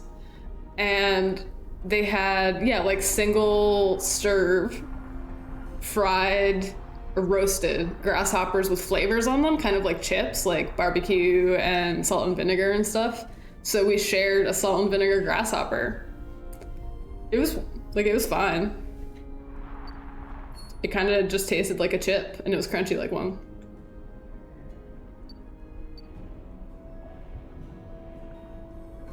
What do I know about gout? You mean the disease? Basically nothing. That is very outside of my wheelhouse. It has to do with like a buildup of pressure or liquid in your joints or something, right? I've never. What do you guys think rare candy tastes like? This is another part of the run where you just kind of have to sit and chill. Like, what flavors are rare candy and what texture? A recipe where I substitute everything with an alternative, like rice flour instead of regular flour, applesauce instead of vegetable oil, tofu rather than meat. I've definitely used those sorts of substitutions, but never all in concert. Like, I've done applesauce instead of vegetable oil in brownies. And we use tofu all the time. But never all at once. That could be pretty interesting.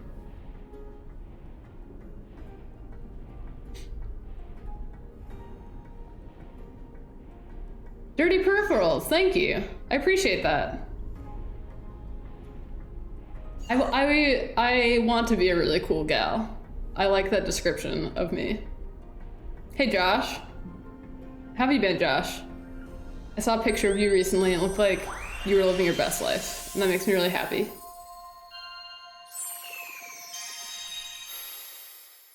Yeah, no. You would, I guess when I talk nonchalantly about eating a bunch of bugs, I should make it clear that, no, you would grind them up, basically into a flour. So it would be like protein powder, is how I'm envisioning it. But instead of it being sourced from like peas or whey, it would be sourced from crickets.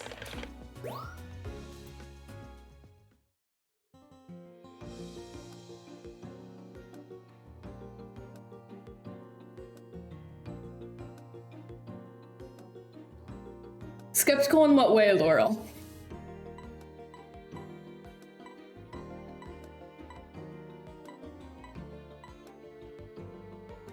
I'm glad to hear that, Josh. Okay, so now Illumina spot. And I need to hit the wishy-washy as soon as possible. And I'm really bad at this part.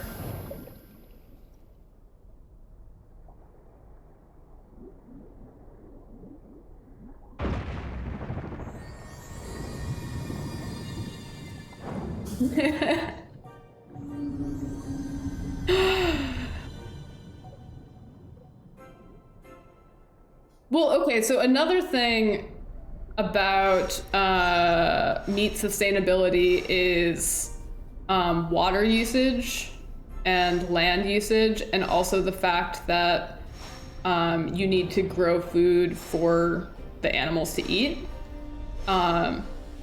So something that I've been trying to do is to, when I do have meat, which is at least like one set of dinner meals a week, I try to use more eco-friendly meats. So for instance, I think cows are pretty bad in terms of land usage and water requirements compared to chickens, for instance.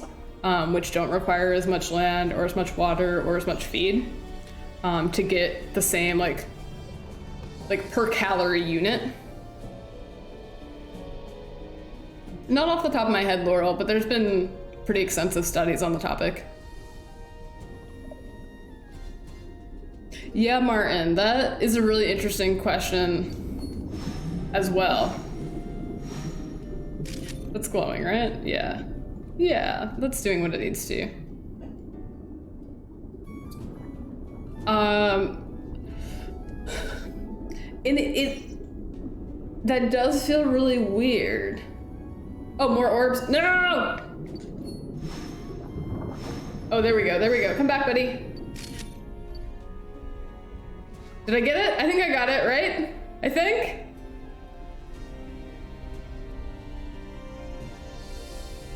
Woo!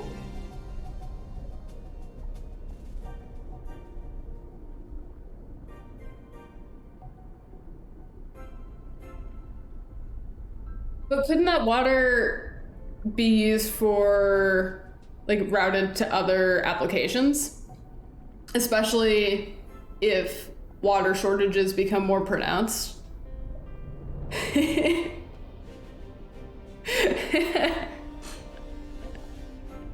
I'm so bad at staying focused on my speedruns. But yeah, I don't know how to handle that, Martin. I think, like, in my ideal imagining of the situation, it would just be that, like, there's like less large scale meat production, and most protein would be sourced via alternative means, but then you could still have, like, I don't know, more like free range stuff.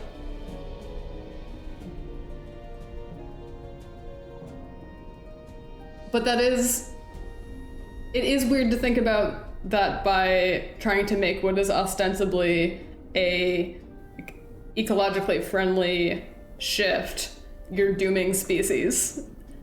That is an uncomfortable balance to try to strike.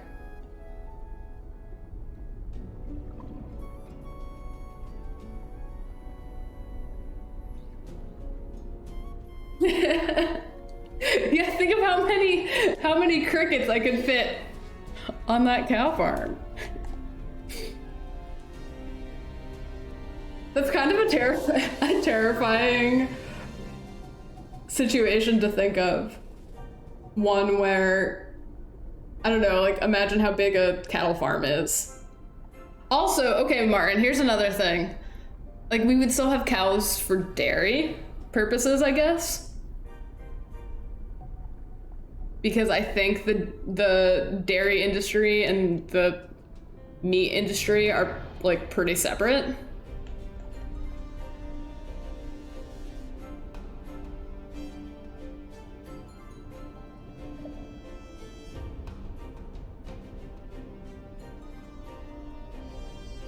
So if you still had dairy, I don't know.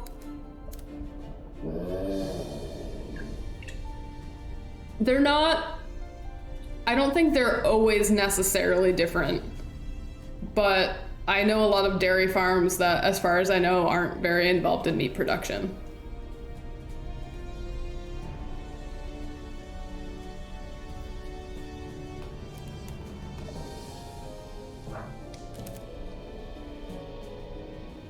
Oh, I'm not saying anything against the meat industry in general. I'm just talking about if cows were to go extinct if we didn't eat them anymore. And I'm saying they wouldn't go extinct if we still raise them for dairy purposes.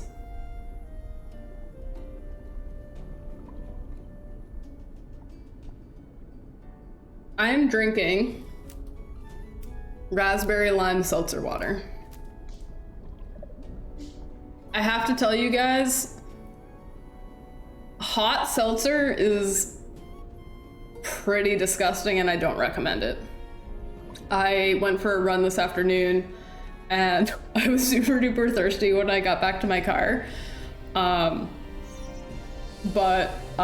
all I had in my car was a bottle of seltzer, and I was so thirsty that I guzzled it anyway, and it was real gross. My run was like 40 minutes. So it was cooking in the car for about 40 minutes. Actually, that's not true. It had been cooking in the car all day long because I had left it in the car all day long. Gerg, how you doing? Okay, into forest.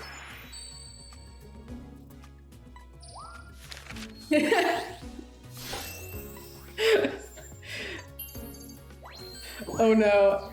Jason, you gotta adapt. In a world where we can subsist on bug protein, maybe we could also have a cure for bug allergies.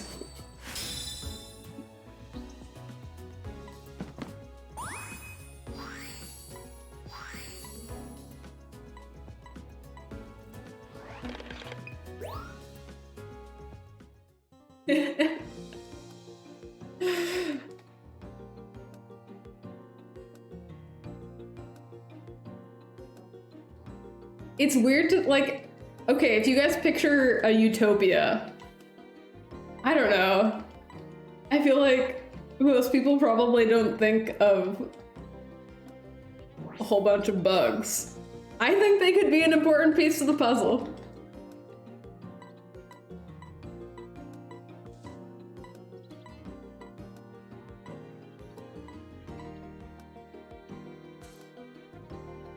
Josh, when is it releasing?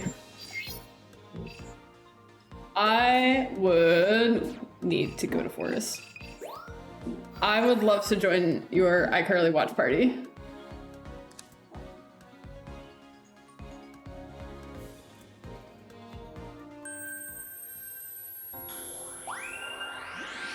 Yeah, I guess I do. So I'm with you, Laurel, in that,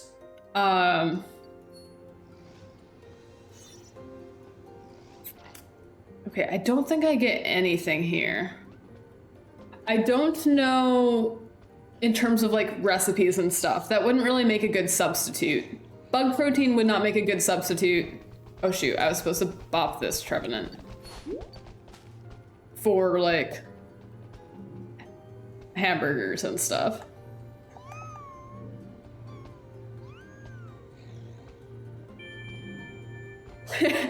I mean, okay, Raka, I like the idea of mosquito vengeance, but I, for one, don't want to raise a whole bunch of mosquitoes.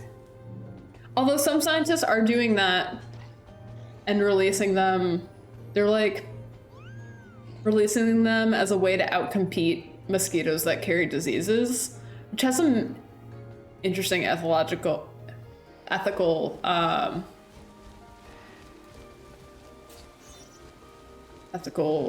things. Okay, am I supposed to orb this or bop it? I forget. Oh no, either way I'm sucking.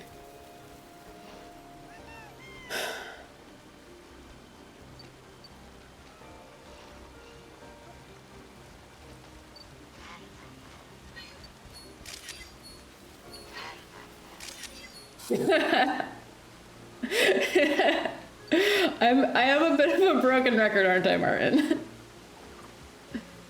Bulbasaur? Bulbasaur? Do I need to bop you? What am I supposed to do with you? Oh, you're so cute. Oh my god, this Bulbasaur moves in exactly the same way that Bernie does. Wait, come back! Okay, yes, yes, good. Oh no, too close. Okay, ah. What I've learned. No, is it on YouTube?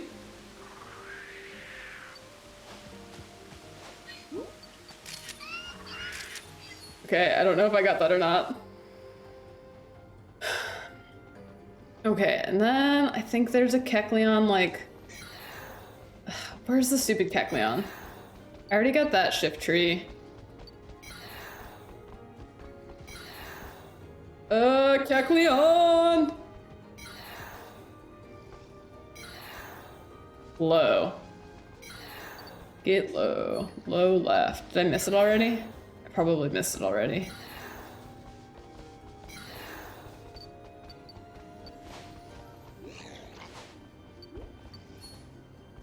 Oh, that guy. Oh, it's not the one I want, but he'll do in a pinch, eh?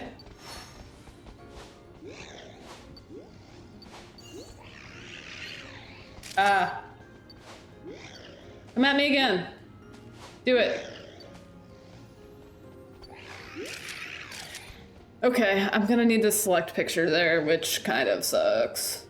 I already got shift tree. Well, I guess I could get a better one.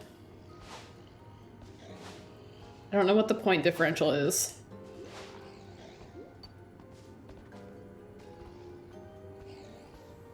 Eye level to the left.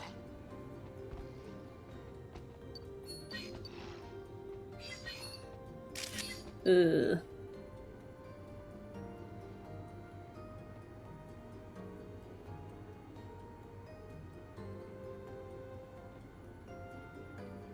Very graphic. Yeah, I feel like I'm coming off as more radically anti-meat than I am. It's something that I'm trying to implement like incrementally in my life. But yeah, I have not gone deep into the like world of documentaries and stuff about it.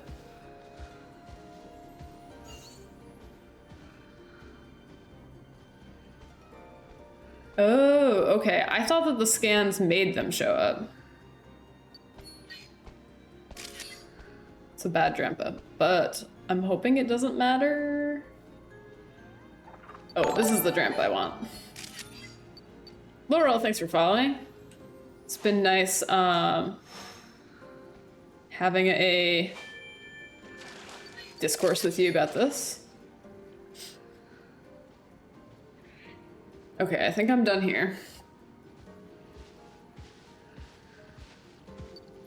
And I think that's with scanning doesn't make it show up as a Kecleon, I don't think, but I think that scanning points you to it.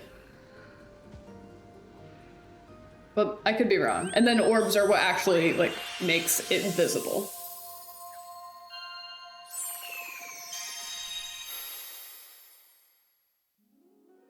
Yeah, so my husband used to be vegetarian. And while we aren't a vegetarian household, okay, I think I should take the time loss here to get these better pictures. I'll take the shift tree I got at the beginning, that's fine. We do have a lot of like good meatless recipes and stuff that we use a lot.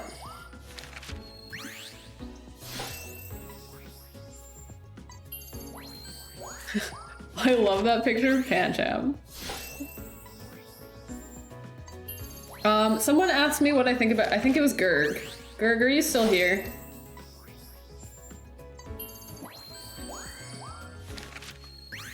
I think you asked me how I feel about this as a speed game.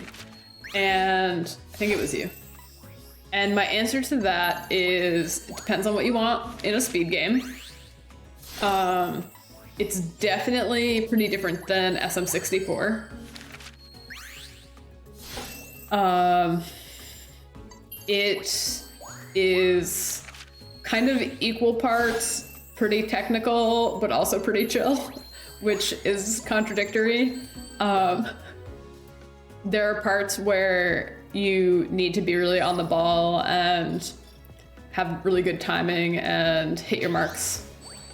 But there are other times when you can kind of relax. It's pretty lengthy, as you can see. It has a lot of strategy. So I think it's pretty dynamic.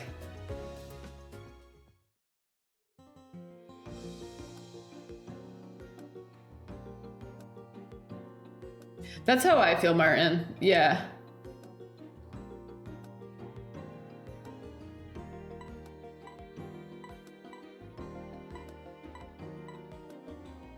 Yeah, the problem, Laurel, like I agree that it would be great if people used like public transportation more and bike riding and things like that. For instance, I live in pretty rural Maine, and there are very limited public transportation options, and everything is so far away from everything else that it's not very practical to ride a bike. Like I live 30 miles from my work or something, and that's average. And even in the more like city-ish parts of Maine, there still isn't a lot of good infrastructure that's bike friendly, and it's kind of terrifying to ride your bike.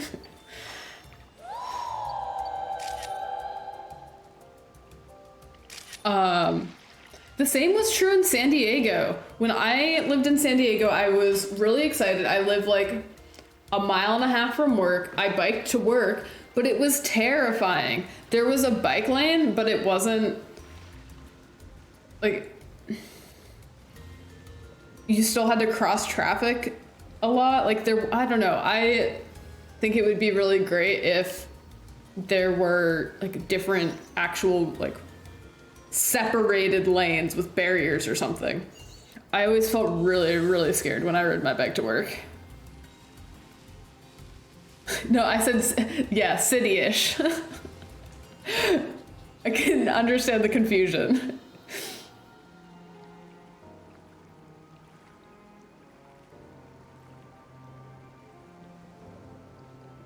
Is Emily Midwest vegan, Josh?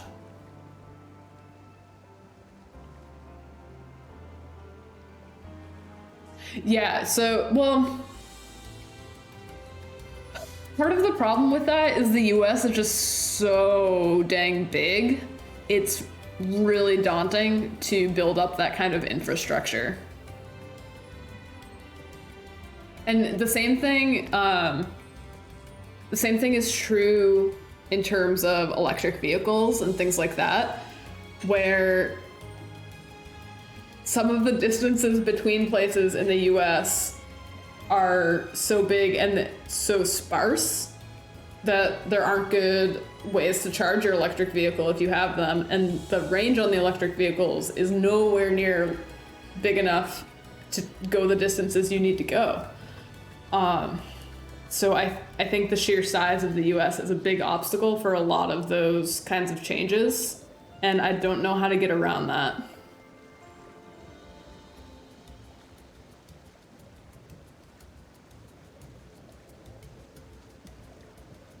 I would imagine, I guess in Australia, like even though Australia is pretty big, I guess the population density, like where there are people, it's pretty well populated.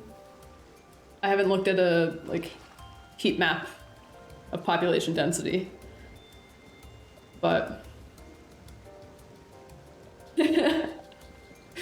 no, I think you're thinking of Maine, Ender. But definitely in the cities, I think those sorts of things could be implemented. I don't know how to extend that to the more rural areas. It's something that I've been frustrated with because I've been wanting to get an electric car, but there just aren't many charging stations and the range isn't big enough yet.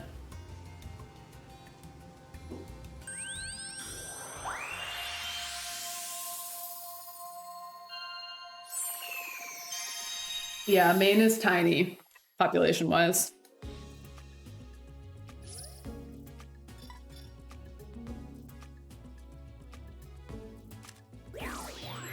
All right, snowfields.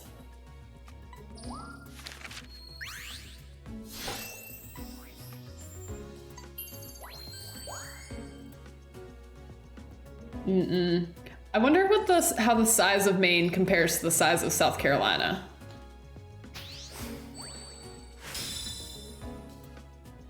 Yeah, the power industry, I don't know much about it, but there's something going on with that in Maine right now. Like, there are two big power companies in Maine, CMP and Versant Power.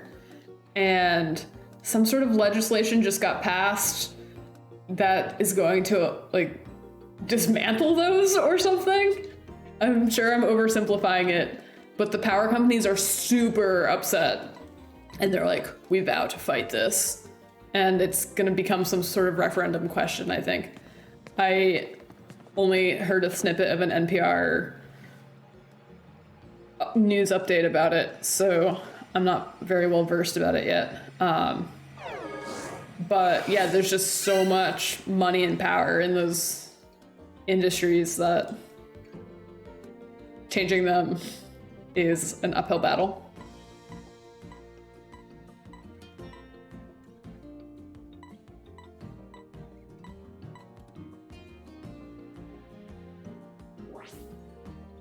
Oh wow, so South Carolina, thank you Ender for the number crunch. The population density of South Carolina is like 5 times that of Maine. Yeah, so Maine is bigger. They're pretty close, but yeah, Maine is bigger. Well, Maine is 10% bigger.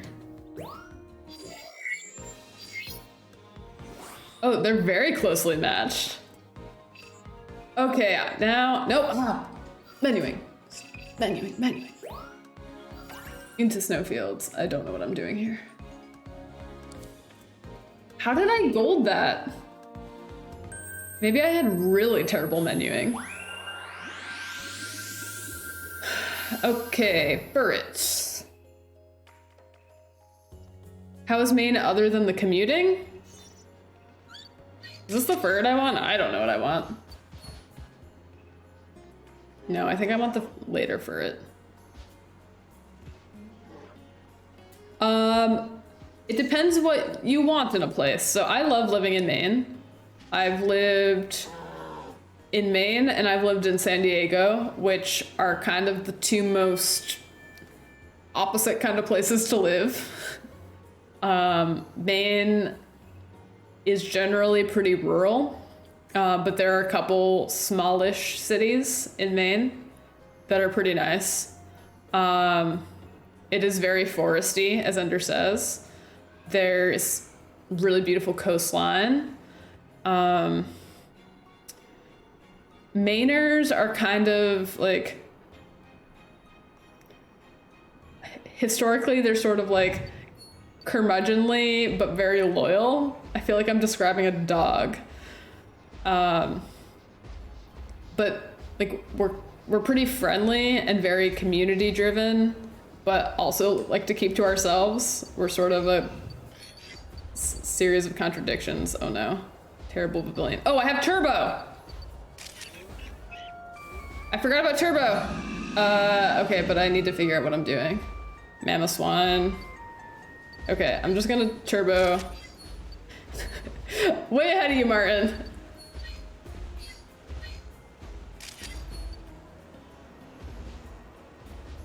But also that probably killed so much time.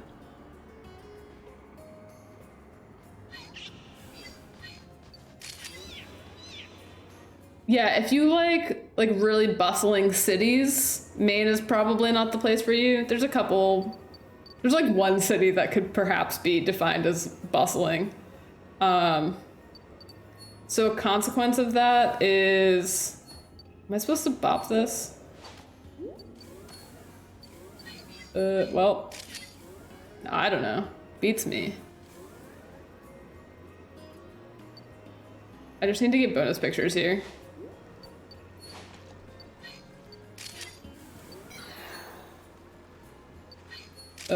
Magikarp.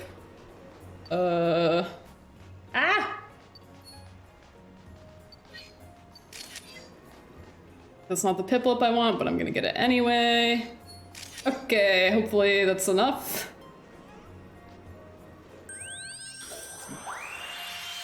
I know Turbo's more important than good picks. Well, most of the time I forgot that Turbo existed. What are the three main cities in Maine? Portland is the biggest city. Bangor is the next biggest. And then I think after that is probably Augusta, which is our capital. Of those, Portland is the only one that like really resembles a city.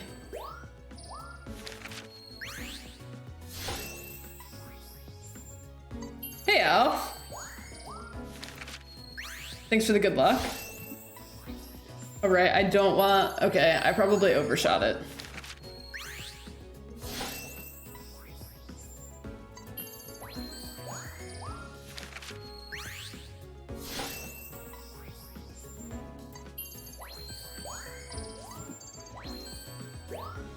Oh, thanks, Alf. I appreciate that. Have you been doing runs recently, Alf? And if so, how have they been going? I got to catch the very, very tail end of Eric's world record run yesterday, which is cool. You finished a run? Nice. How was it? Yeah, absolutely, Martin. I would appreciate that.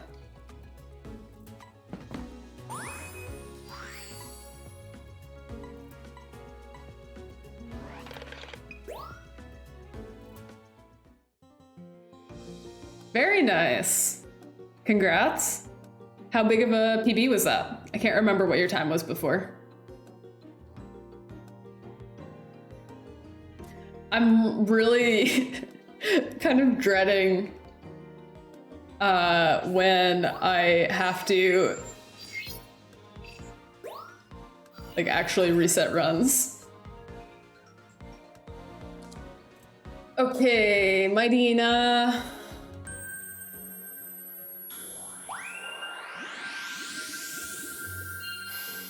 +4 minutes. Awesome. All right. All right, Mightyina, come in here. Get out of my way, doggies. Yep, I'm afraid of that moment. Okay, so in Dante's picture guide, he has these snow runs. Oh no! Ooh, that actually might not be too bad. But I see in your guide, Martin, you have snow run later.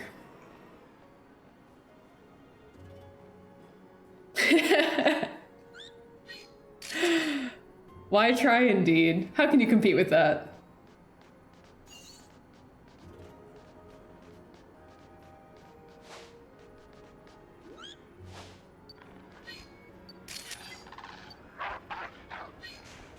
Ah. Look at me. Okay. What do I need next?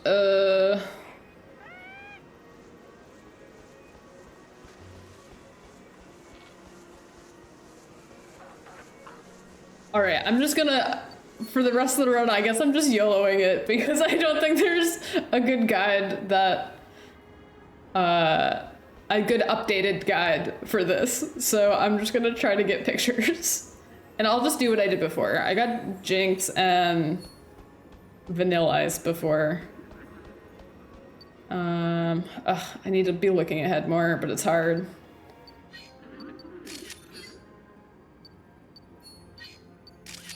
Okay, I got the flower in the background there. Oh wait, no! No, Piplup, I need you to be 1 star, I mean 2 star, I think.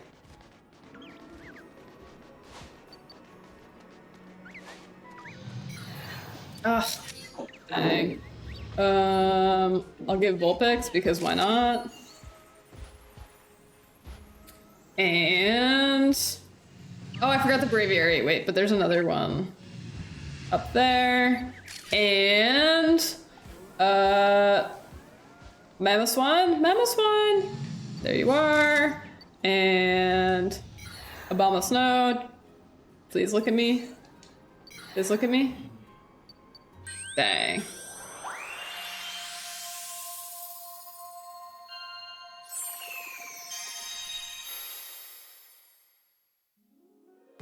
Arbokless jungle. Wow, that's the dream.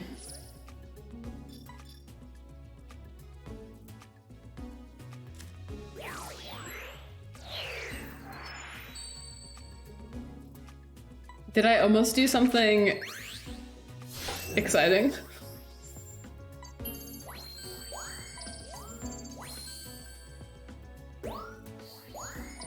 What kind of steak did you get, Ender?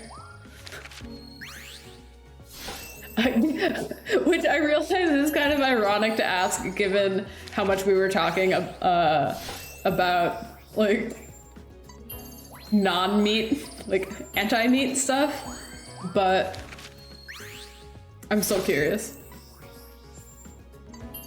Prime strip steak, nice. I usually get, what do I get? Gnome would know if he was here.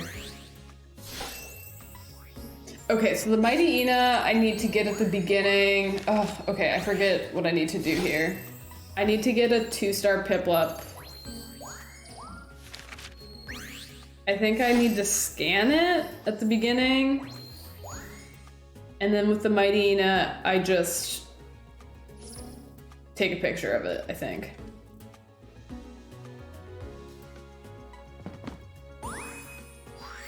Oh, I'm so close. Okay, so I can just take a straight up picture of Piplup.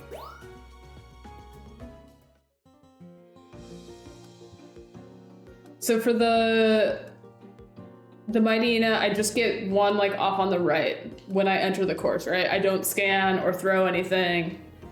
I just take a picture of it. Am I remembering that correctly?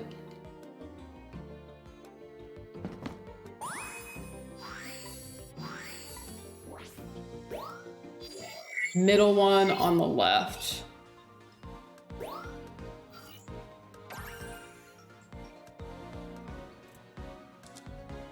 Okay, cool.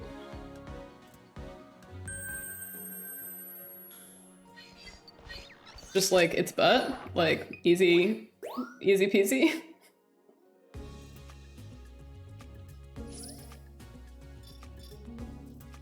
Hopefully. I need so few points that as long as it's the correct star. Okay, I'm good, I'm good.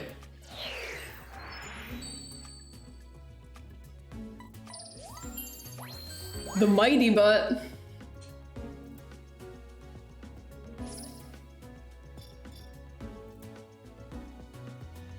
I've been getting so lucky with my points tonight. I've been like as efficient as possible almost on a lot of these, and it's pure luck. But I will take it. Okay, cave. Yes, all skill.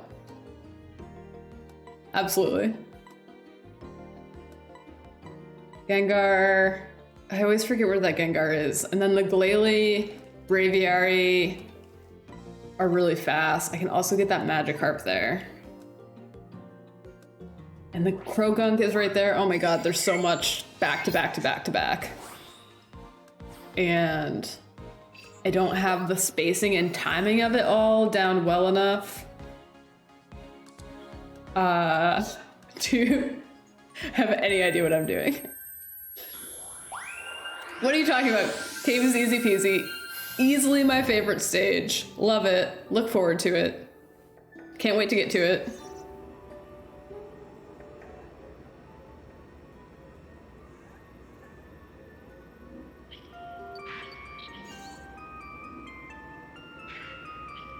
All right, where's that Gengar? But also I need a Joltik. I hate the Gengar. Where are you, my friend? There's one down there.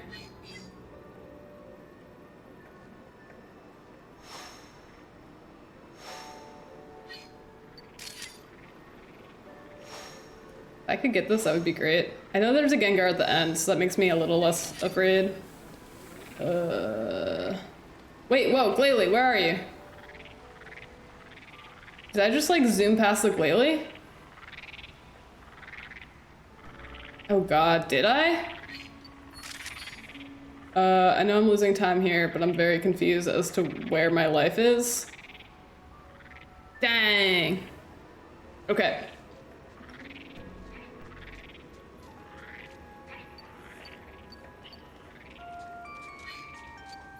I feel like I never get a good Sableye, so I'm just doing what I can. Ooh, crappy Geodude. Oh god, this is a complete and utter shit show.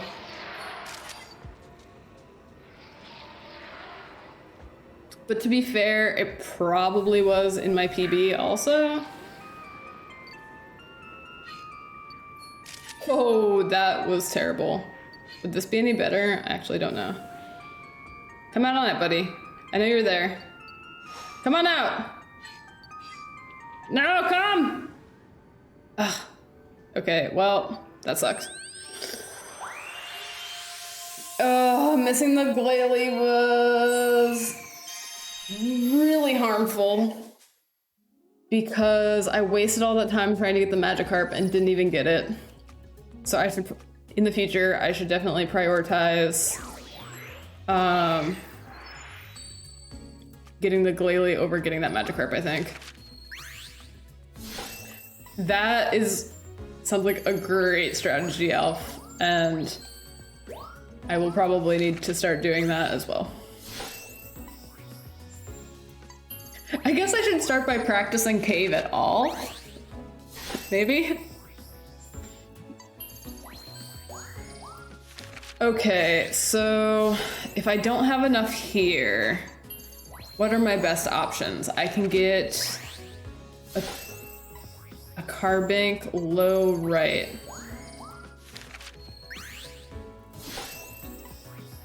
Carbink low right at the very start. Okay.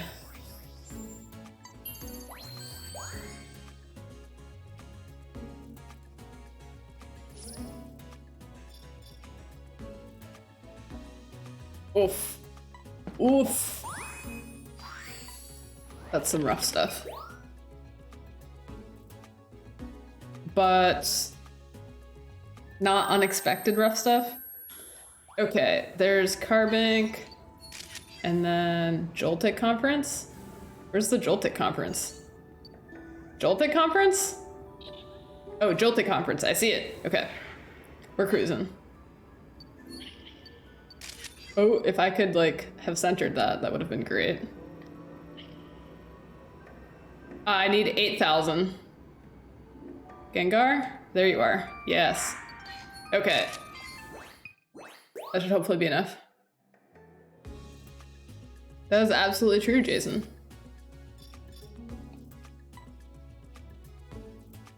Wait, are you referencing something? Hey Cosmo, I got a couple of substantial raids. Courtesy of Orchlon from the Resident Evil community, speedrunning community, and Dayoman from the Spyro community. Okay, I think that was enough. Whoa.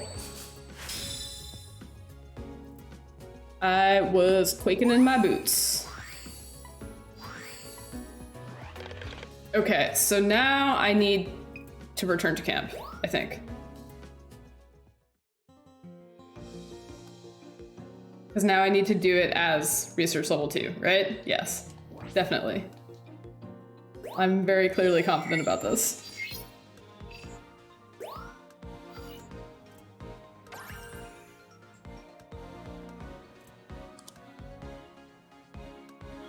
Oh, I'm so afraid of Steelix. Steelix. Steelix is like that friend that you think is super cool, but then that one time they invited everyone else out to go get pizza and they didn't invite you. Oops.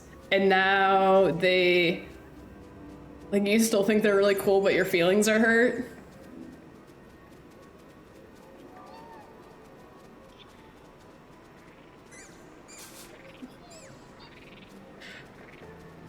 Oh my god, Alf. Nerves of steel. Nerves of steel X.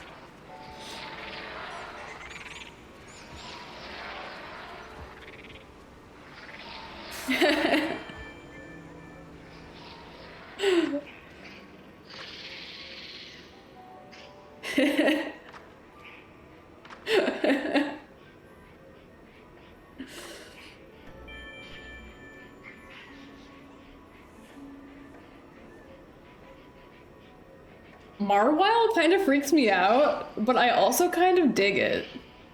I have weird feelings. Not weird feelings. I have conflicted feelings about Mawile.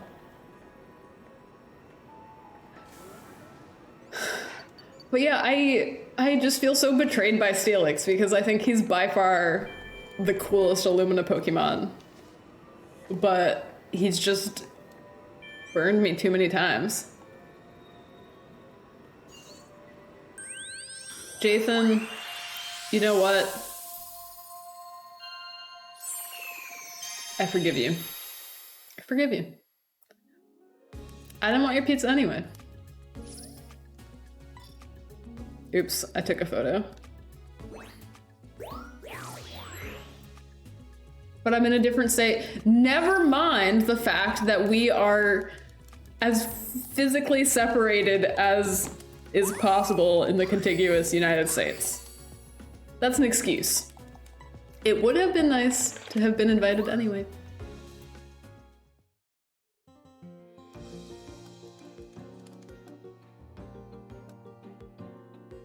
I've never been to the, speaking about the Pacific Northwest, I've never been there, and I feel like I would love it there. Someday.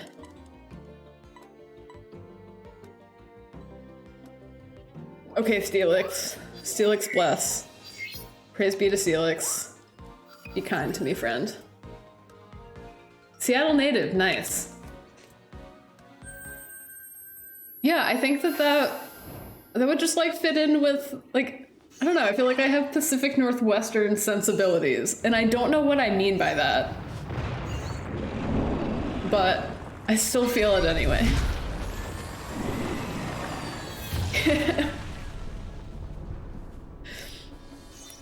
So are you saying if you like went to Death Valley or something, Jason, then I would be in love with Death Valley? I don't know. It might be a stretch. Oh God. Okay.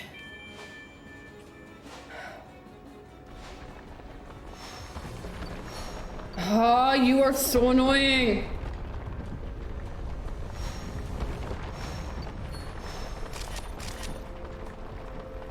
Okay, I think I got it. I think I got it. Oh yeah, I'm also part Canadian. I mean, not actually, but mentally. Like, emotionally. Spiritually.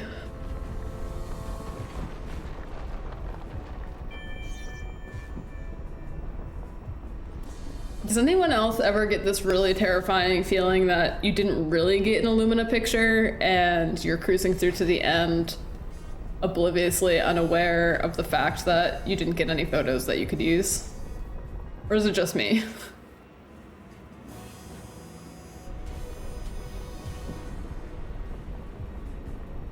Yeah, Maine is like a less damp Oregon, but we both have portlets.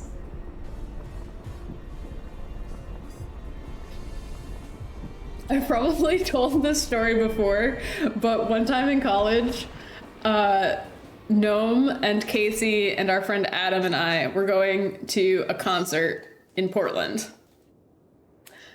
Maine. And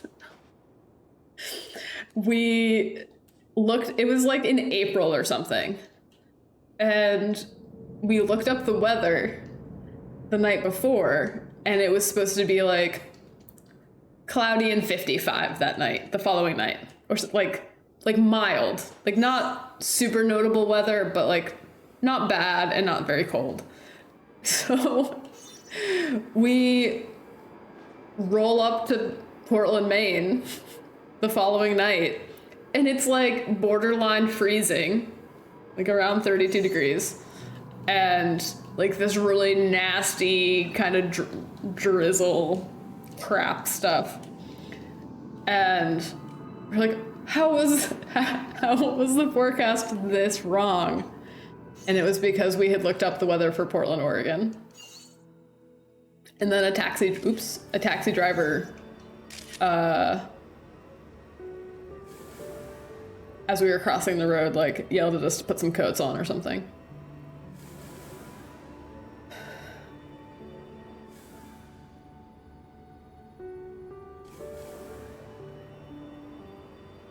So I have been burned by that before. Or rather, I've been frozen by it before.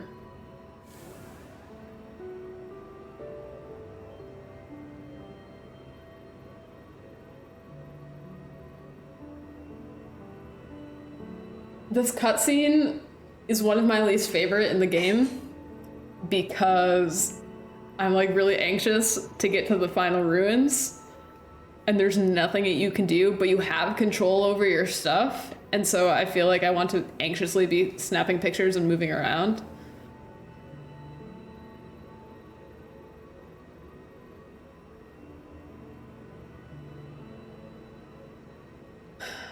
Okay, Mirror, you've got me just sitting here. Let's go ponder things back at the lab.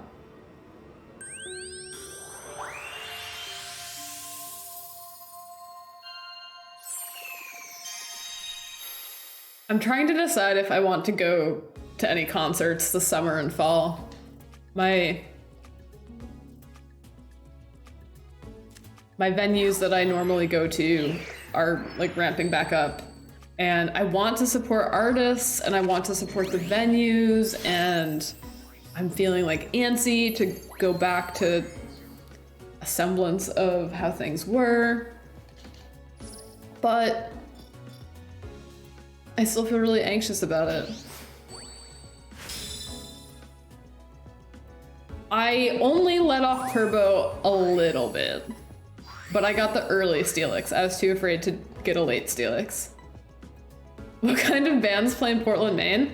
A lot, actually. St. Vincent is coming. I saw Arctic Monkeys. Like, it's usually either like pretty big acts that like aren't quite arena level, or it's bands that go on to be arena level, but they're like one album away from being at that level.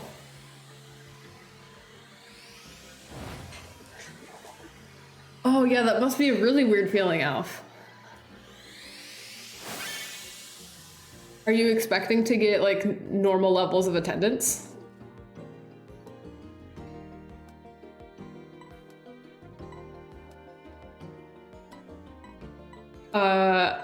Okay, let me tell you the different bands that I've seen in Portland. Guster, Rebel Bucket, Arctic Monkeys, the Lumineers, that was before they were big.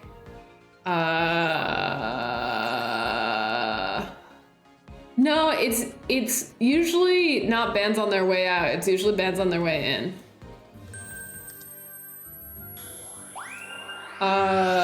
Oh god, who else have I seen? I'm having trouble thinking of any concerts I've ever been to. I've been to, like, Portland is the number one venue that...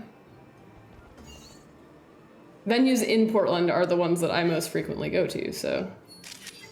I feel like I didn't get that Crystal Bloom, even though I know I did. Is there an orchestra near me? That's a great question. Oh, I'm supposed to cheat left here. Did it work? Ooh, it worked.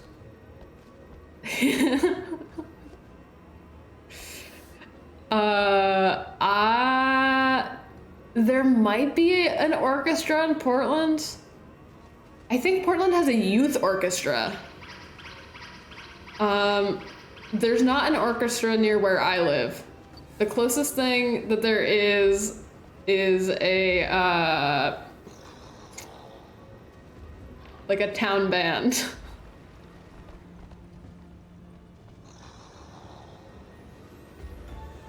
No, who else have we seen in Portland? Jukebox the Ghost. They're a pretty good example of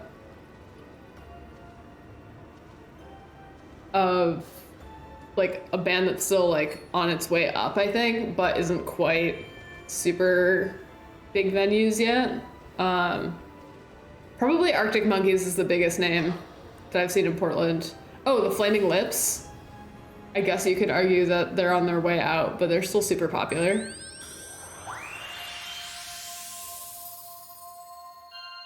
Alf, as host for Pub Trivia, do you write the questions? Like, what are your host duties?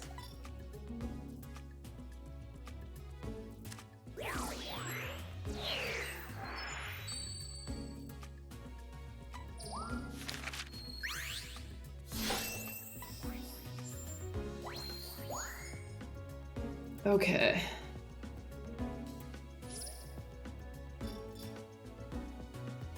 So you're like the on-air talent kind of thing, like getting the people excited and being personable and stuff. Nice. How much of a time commitment is that? Is it just like you show up once a week for the trivia and it's however long the trivia lasts, and then you don't need to think about it until next week? Oops, I need to be matching. Nice. It sounds like a fun time.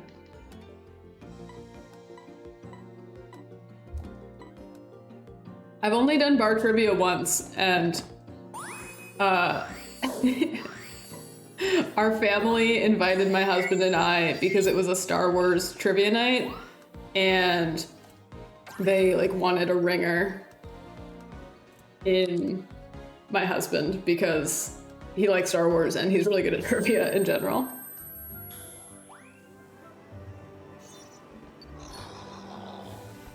Oh, cool. Ms. Shenanler Bong, my personal favorite.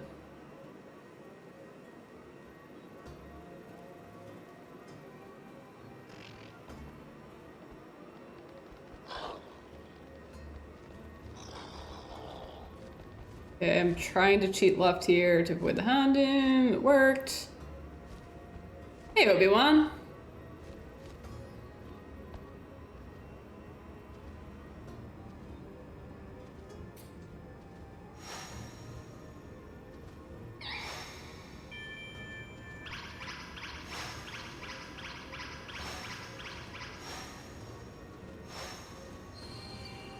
I don't think I hit it.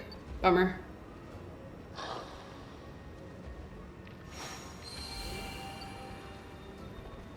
Yeah.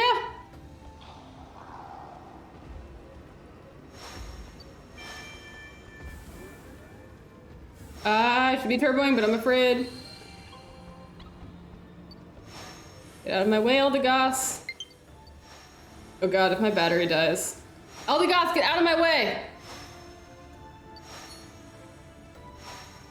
Oh. Okay, okay, okay. Golurk, please, move. Kindly, move.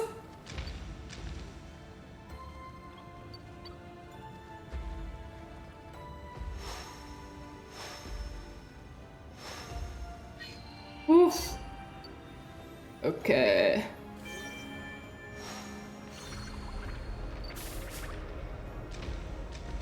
Hey, Senor. I'm doing well. I was just very stressed out, but it ended up being okay. Okay, with Xerneas, what's the play here? Do I just wait until it goes into the pool, or do I even try to mess around with it earlier? I've always tried to mess around with it earlier because I get really nervous waiting until it gets into the pool. But I never even get it before it gets into the pool anyway. So I should probably just boost straight to the pool. But it makes me so nervous.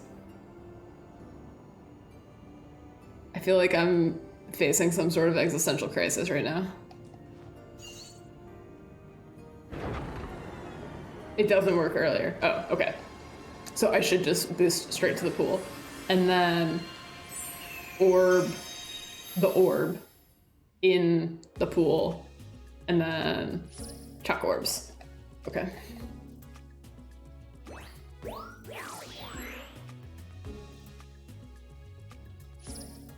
Huh, okay, that's great to know. I thought that I was just sucking, basically. When I did hit it early, I was like, oh, I guess I'm just not hitting it enough or hitting it fast enough to get it to glow. So that is very, very good to know. It still makes me nervous though. But at least it's something that's out of my control.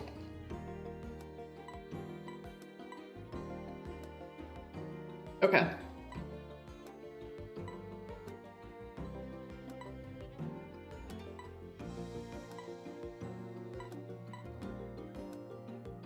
Perfect emote, senor.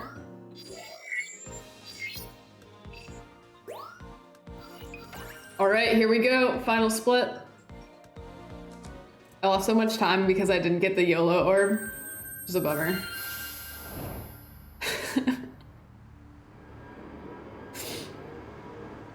Jason, have you ever considered being a professional band name comer-upper?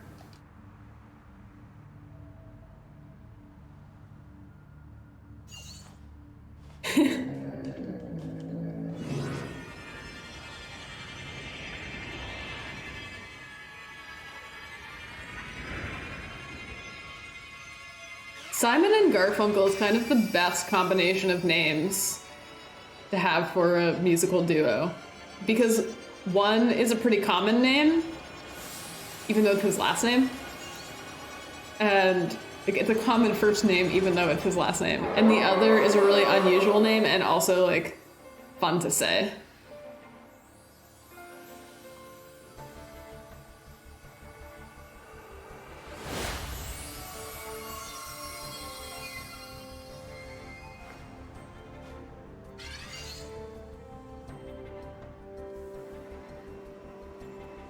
Oh yeah, is there like, what's the most common pub quiz name?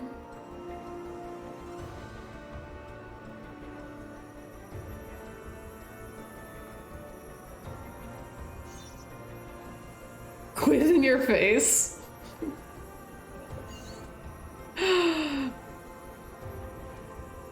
Nice. Very classy.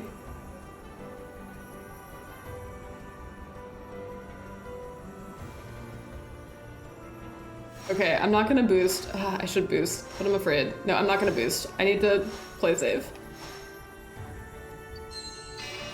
I'm not afraid. I'm too afraid to not play save. And also, it's future time save.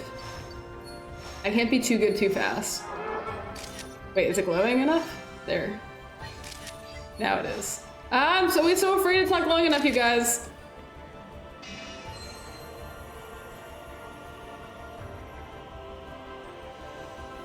Maybe a Newton John, let's get quizzical. It's pretty good.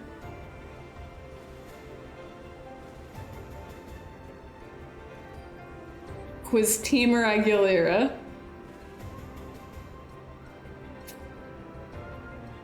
It's kind of sad because I feel like those people must feel like my name is so clever, so unique.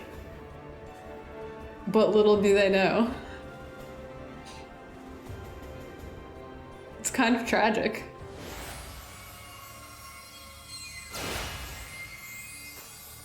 The iPad setup is not done.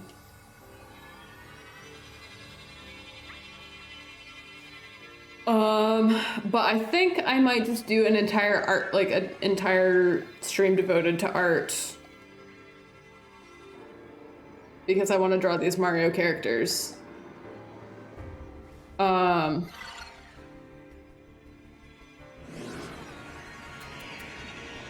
Maybe I'll do that Friday instead of a request stream. If I can get my desk set up by then. That might be good.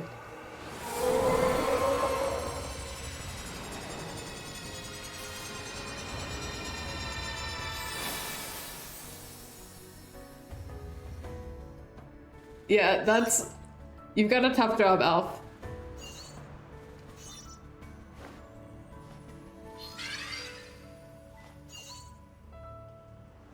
Oh, I like that idea, Martin. Is this by any chance the same group of people that you played Rocket League with? Because if so, you guys are clearly masters of coming up with amazing names.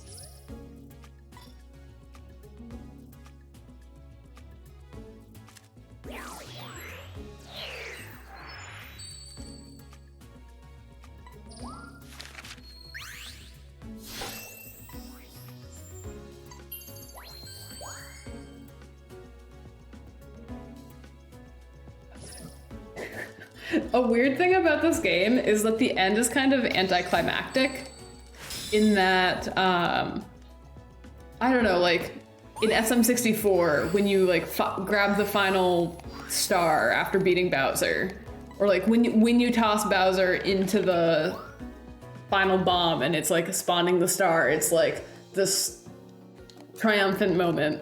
But because of the ending cutscenes here, it's like, I don't know when to start celebrating. I guess after the final text box, like when you end the split. But there's not like no clear triumph moment. Hey Pedro, the run is really good actually. Surprisingly good. I was hoping to PB tonight, but I didn't think it would be by this big a margin.